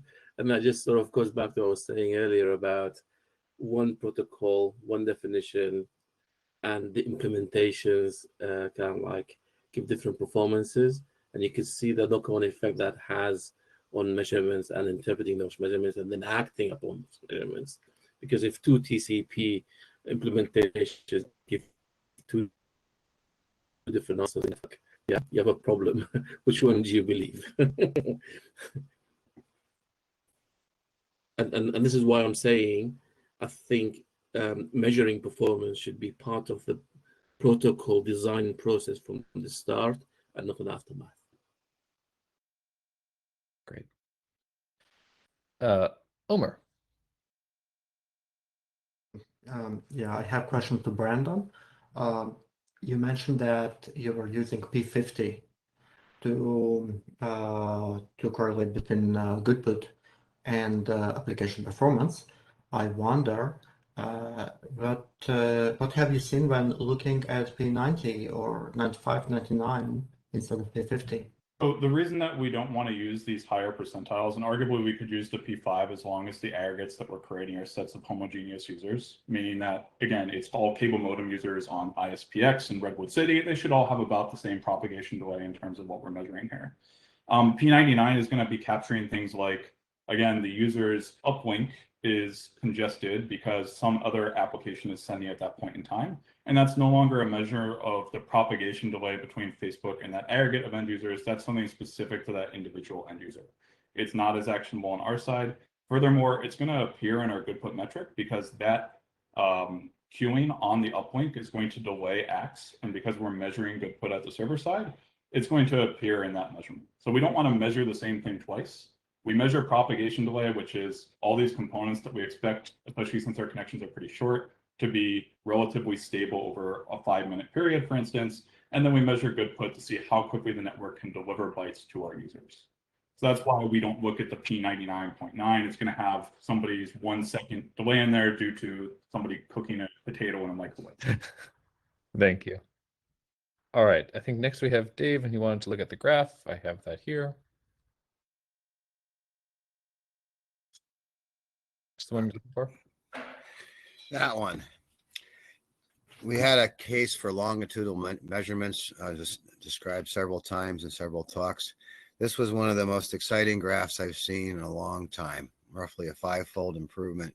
I don't know why the cubic thing got good for a month, but roughly a 3 to 5-fold improvement in responsiveness across the internet in the last 5 years. So my question for the other presenters, are you keeping longitudinal measurements, and are you seeing any kind of trend lines along these ways?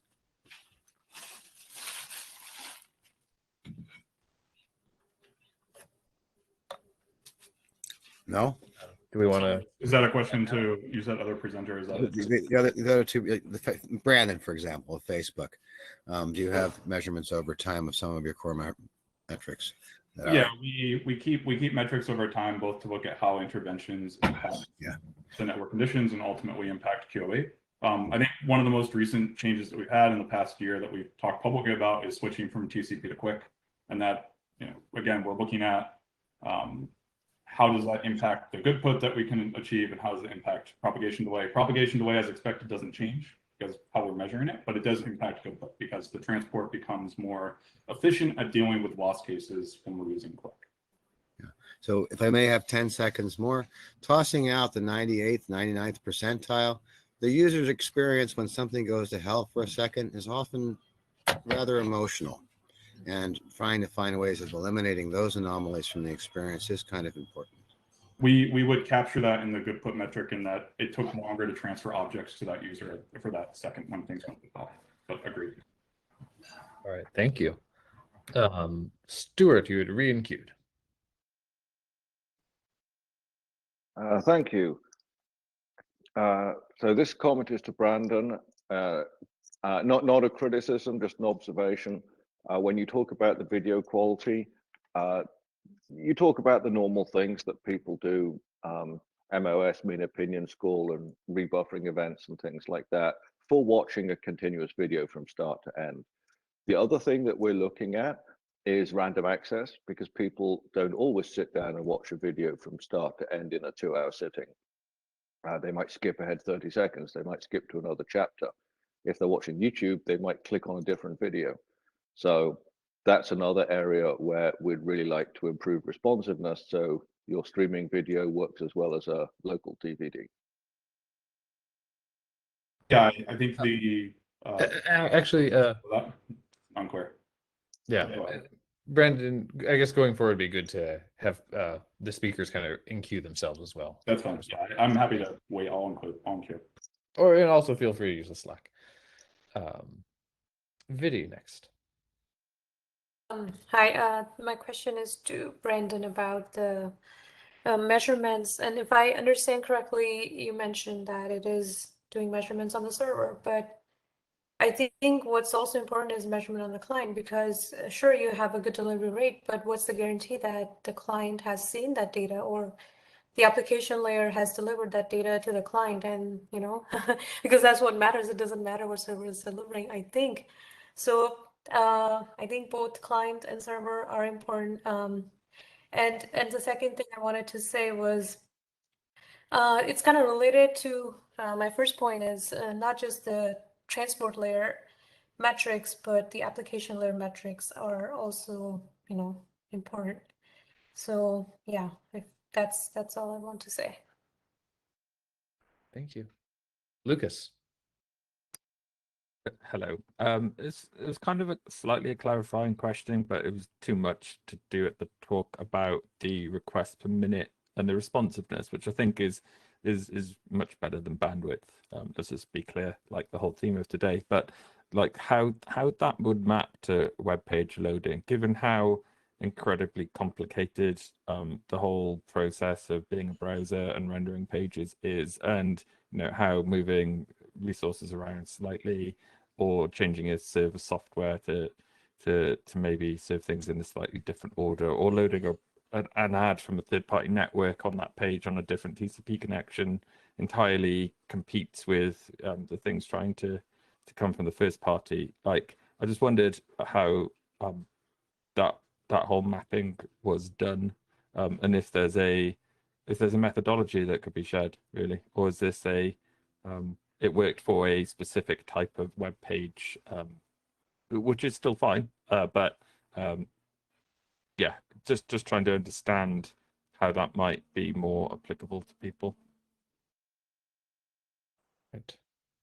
Thank you, and we'll get to Matt to answer a little bit later. Jana? Hi. I want to quickly go back to Matt's thing, and probably speaks to what Lucas said just a little bit. Matt's graph about showing the longitudinal one that Dave was talking about just now. It seems to suggest that Reno was actually the most responsive of Reno, Cubic, and BBR. Now, that actually is imputed to me in certain ways. But I want to note here that it's important for us to not just think about responsiveness as the better metric, but as an additional metric that fills the spectrum of metrics that we need. If we want to measure latency, we want to measure bandwidth. Those are super useful and important.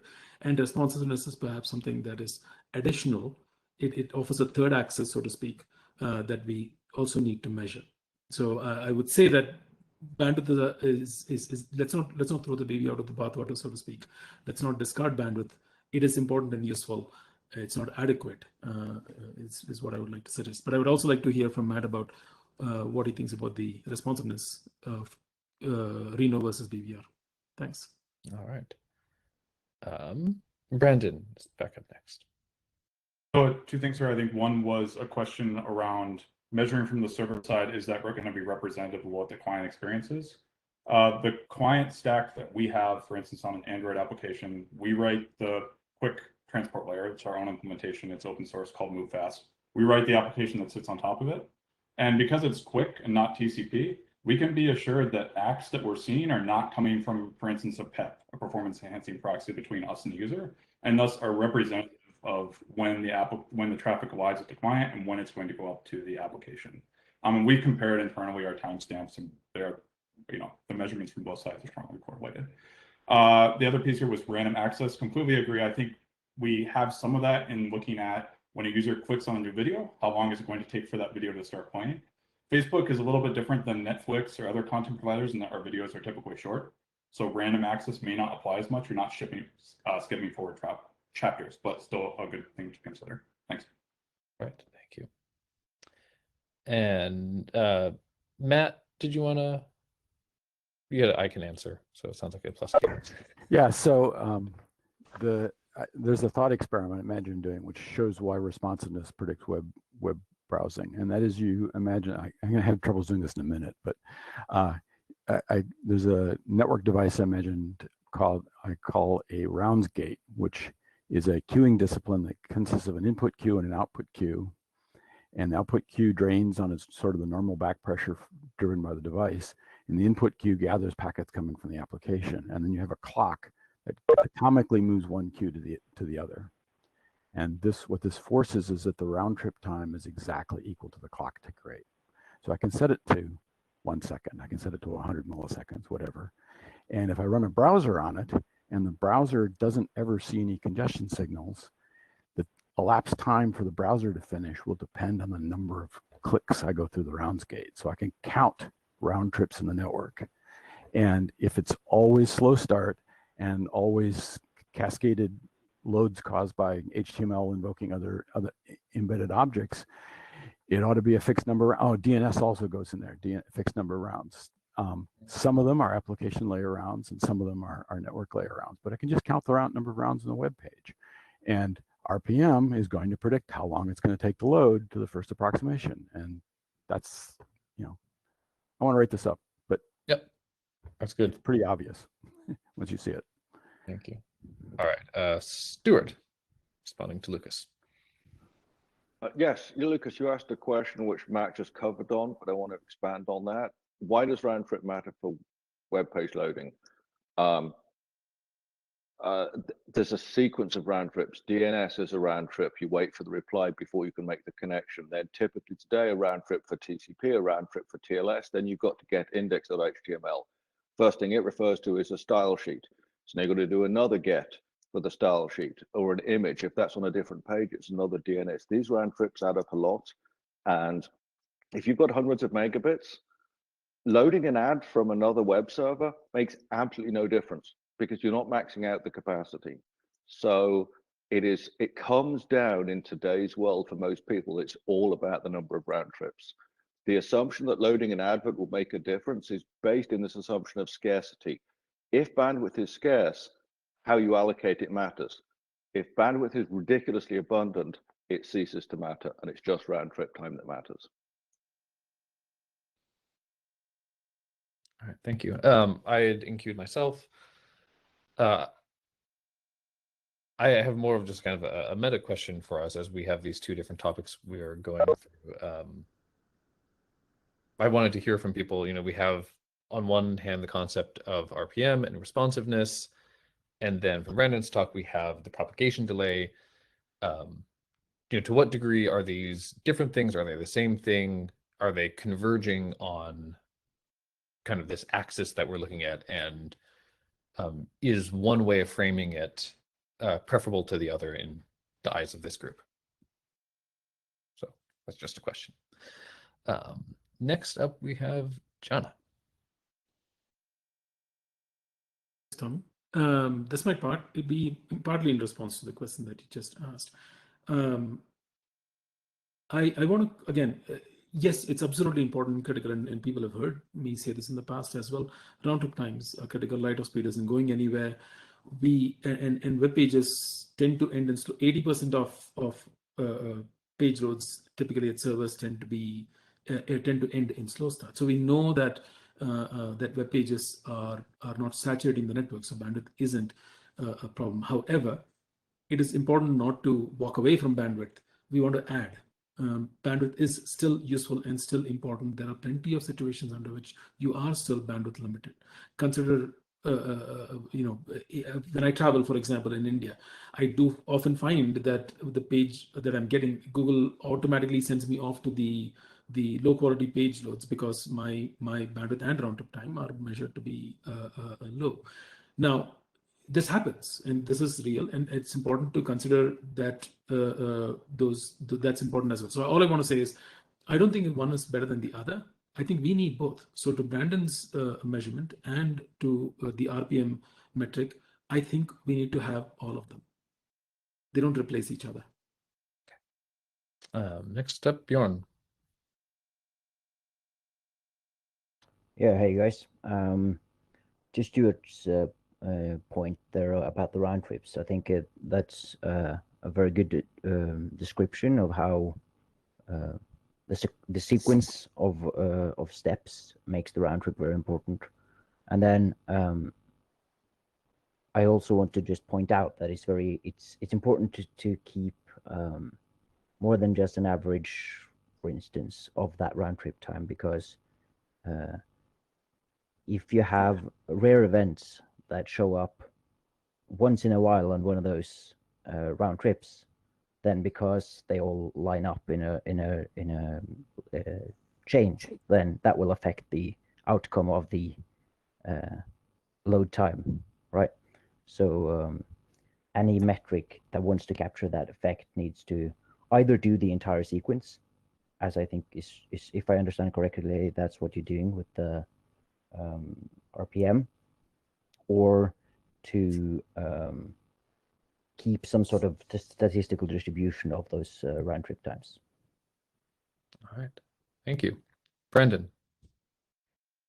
I think in terms of comparing the two metrics, I need actually a little bit more understanding from Matt to completely understand the other metric that I'm looking at, but also how NDT works. But in terms of responsiveness, if you think of it as propagation delay is going to be the best case responsiveness that I can have. If I have a user connected via a satellite connection, it's 500 milliseconds propagation delay. It doesn't matter what size of response I send, it's always going to be at least 500 milliseconds till they see that response.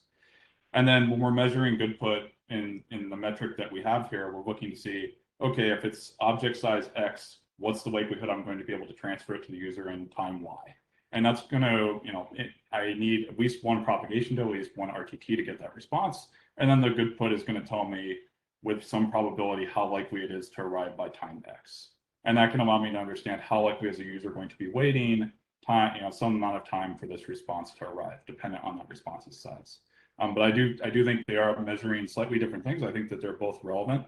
I think looking at SRTT, as I mentioned, is just difficult to understand when that increases. Is it increasing just because the transport is pushing the connection and probing for bandwidth, and what does that ultimately mean for user experience? All right, thank you. Dave. Be somewhat deliberately contrarian. This conversation is taking place over a video conference. And in that case, one-way delays in both directions are very important, and coming up with additional metrics on top of what we have and along Janus lines for covering jitter and other flaws in the user experience of video conferencing is very important. And I wish we could all work together towards improving video conferencing behaviors as well.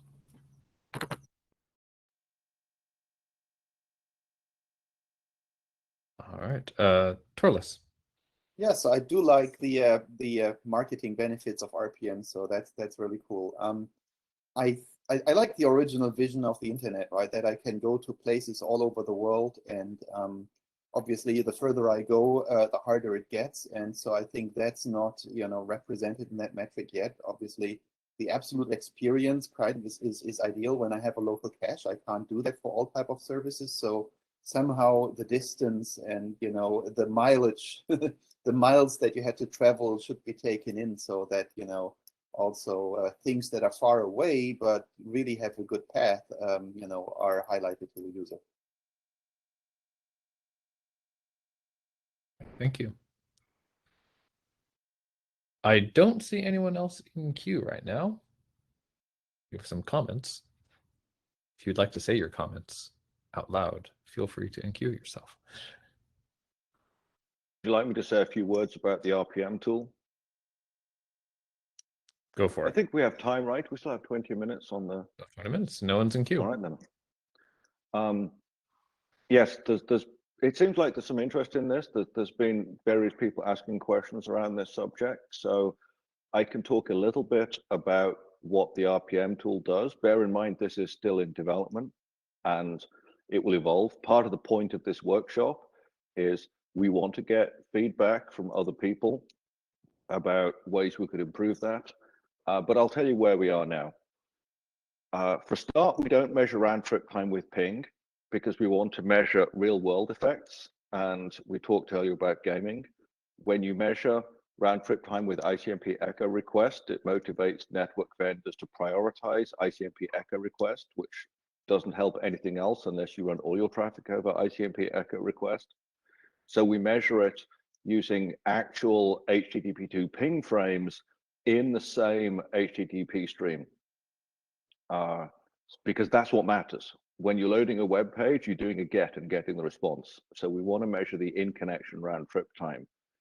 The other thing we want to measure is not the round trip time when the network is idle, but when it's busy. And by busy, I don't mean Friday evening peak Netflix viewing hours, because if I take one photograph with my iPhone and text it to you with Apple Messages, that ought to saturate my uplink, because that's the job of a transport protocol, to send that photograph, that 8-9 megabyte high quality photograph. It should send it as fast as the network will carry, which means one user with one phone with one photograph should be saturating the network. And if they're not, file a bug report.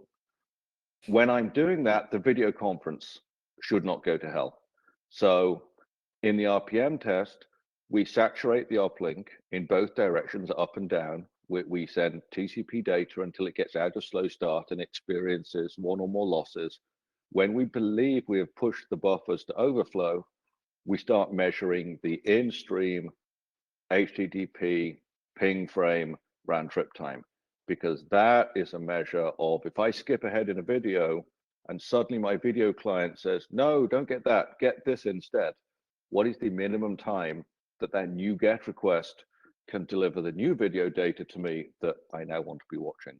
So that's a bit of background. It will change over time. We hope it will, and we hope we get good feedback how to improve it. And we hope that other parts of the community will also put similar tests into their products too. Thank you. That has given us good background and also time to rebuild our queue. Wes, go for it. So I was actually just in the queue to seed the queue with a new question. So I think since there is a queue, I will do it later if we run out again. Okay, great. Jonna. Tommy, thank you for that explanation, Stuart. I had one, I don't know if it's a question, not a comment. It's a question really. And if it's not a question, then it's a comment. Basically, what would be really useful is to be able to measure the responsiveness of the network, not when you are doing the measurement, but when I'm doing an activity. So for example, if I'm watching Netflix, it would be good for me to be able to use the tool to measure how responsive my network is. So perhaps I can predict how fast I can scrub the video, so to speak, as you were talking about, is it reasonable for me to scrub through the video? And if I'm scrubbing through the video, if I'm not able to do it well, I can run this tool and go, well, that's because my network is not responsive. But that I'm trying to separate the responsiveness tool from the measurement that you are doing. But I think there's value in being able to do that separately as well. So I don't know, what do you think about that? Is that done? Yeah. We'd love to work with Netflix or anybody else. They want to build this tool into their smart TVs. I think that'd be really useful for Netflix to be able to give you some predictor about how responsive the client will be on your network. All right. Should I go back in queue, Tommy? Because I wanted to clarify that. Can you jump at the back of the queue? Yes, I can. Sorry. Brandon.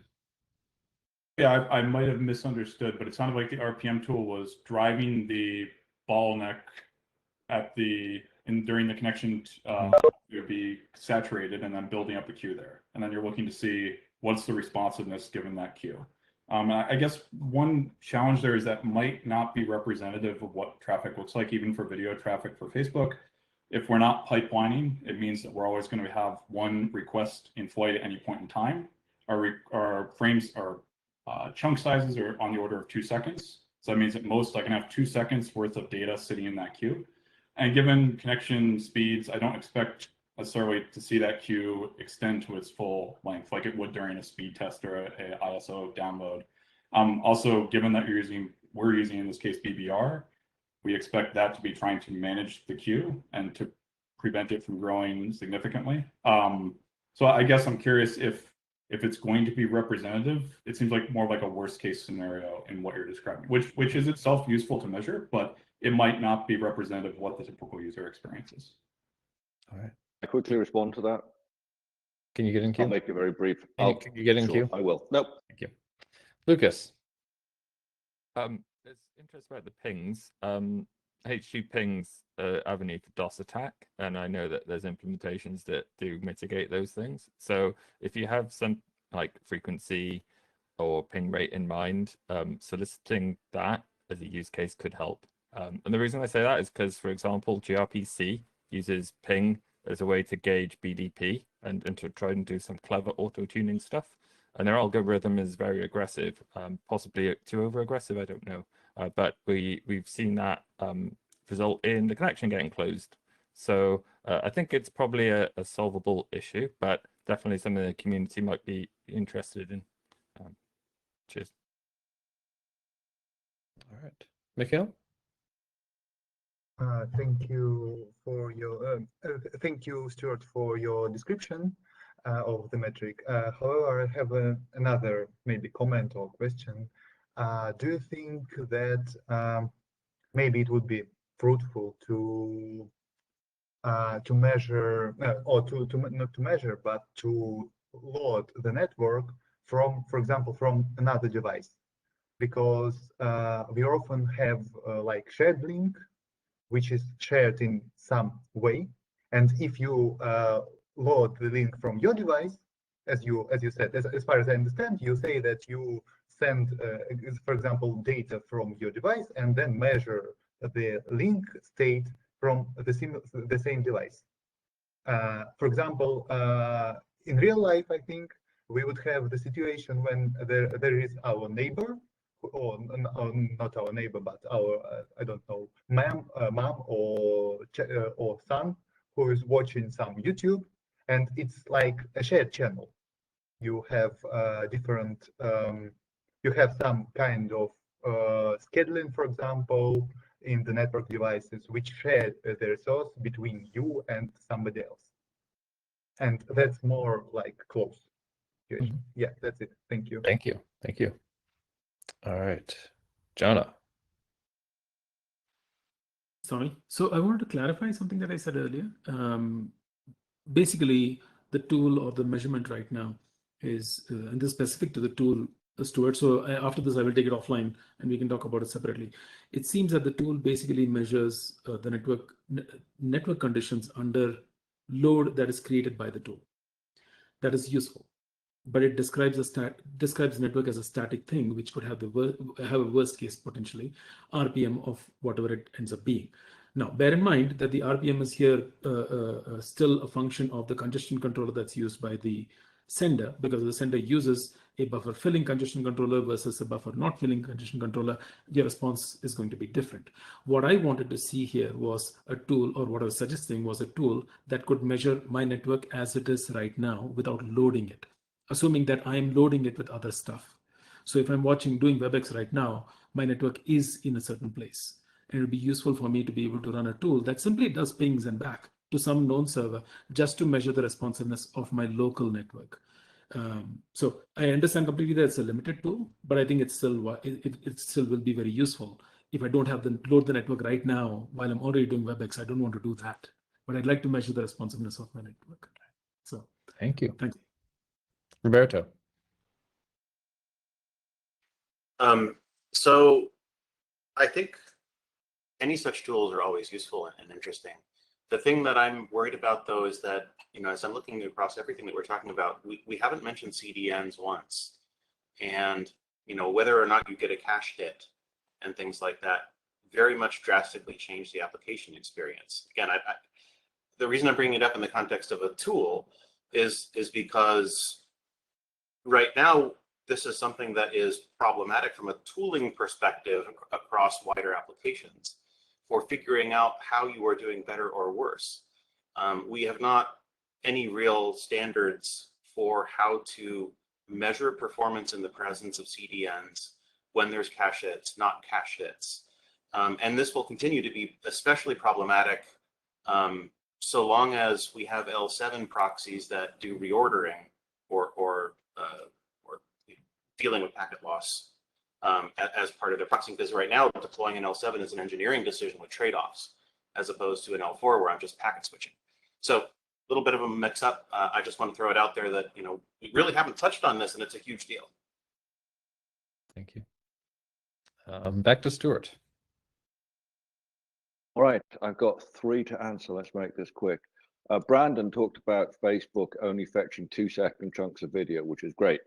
That limits the amount of damage Facebook can do to other traffic, but it doesn't limit the amount of damage other traffic can do to Facebook's video experience. Mikhail talked about measuring from a different device.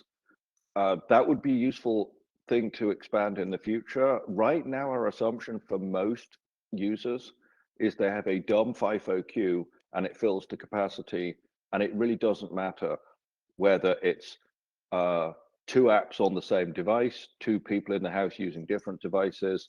The FIFO queue has a certain size and it gets filled with whatever packets are put in it. To Jana's point, measuring the network as it is right now, and he doesn't want to load it while doing WebEx. Well, if one of your family members sends an email with a large attachment, they'll load the network and there's nothing you can do about it. So that's the scenario we want to replicate with this tool, is the stuff that actually does happen every day to normal users that makes their WebEx go to hell when someone else loads the network.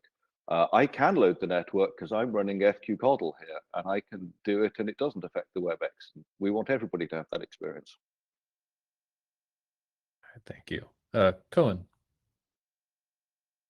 Yeah, I wanted to talk a little bit about that low latency is actually a collaboration between both the network and the users of the network, let's say the applications.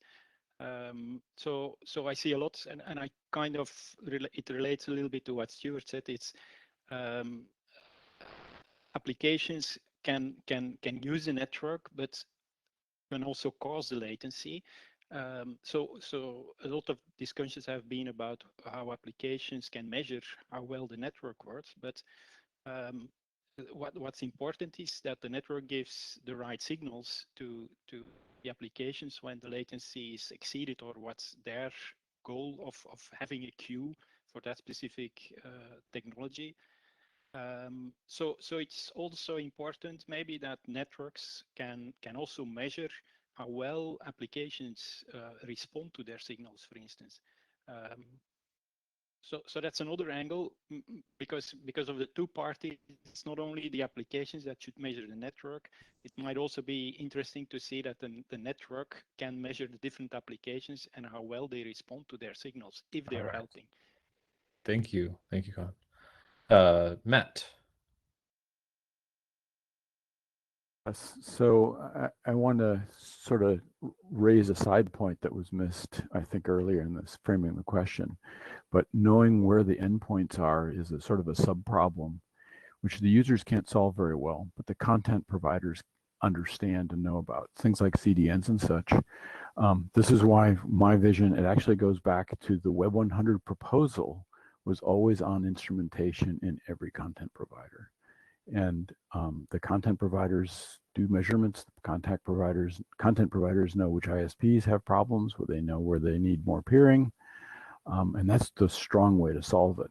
As outsiders, we tend to focus on the client side measurements, but those can only know half the story. And that's sort of intrinsic. Thank you. Jared. I was just going to comment a few things real quick. Yes, CDNs have lots of measurements, just like the prior commenter said. Our customers actually have even more measurements of their multi-CDN environment, because most customers are multi-CDN. And so they're going to say, oh, today Akamai is great, Fastly is bad, or Fastly and Cloudflare are totally crushing Akamai, et cetera. And so we're not going to give Akamai any traffic. Whatever that case is, and that may be, and they can be hyper localized in what they do. There's already lots of companies that do this professional measurement as a service. And we probably should have done a better job of recruiting some of them in here to participate in this. With my IAB hat on, is like, I just didn't, I didn't think of that until just now. The other thing is, I have a small fiber to the home ISP.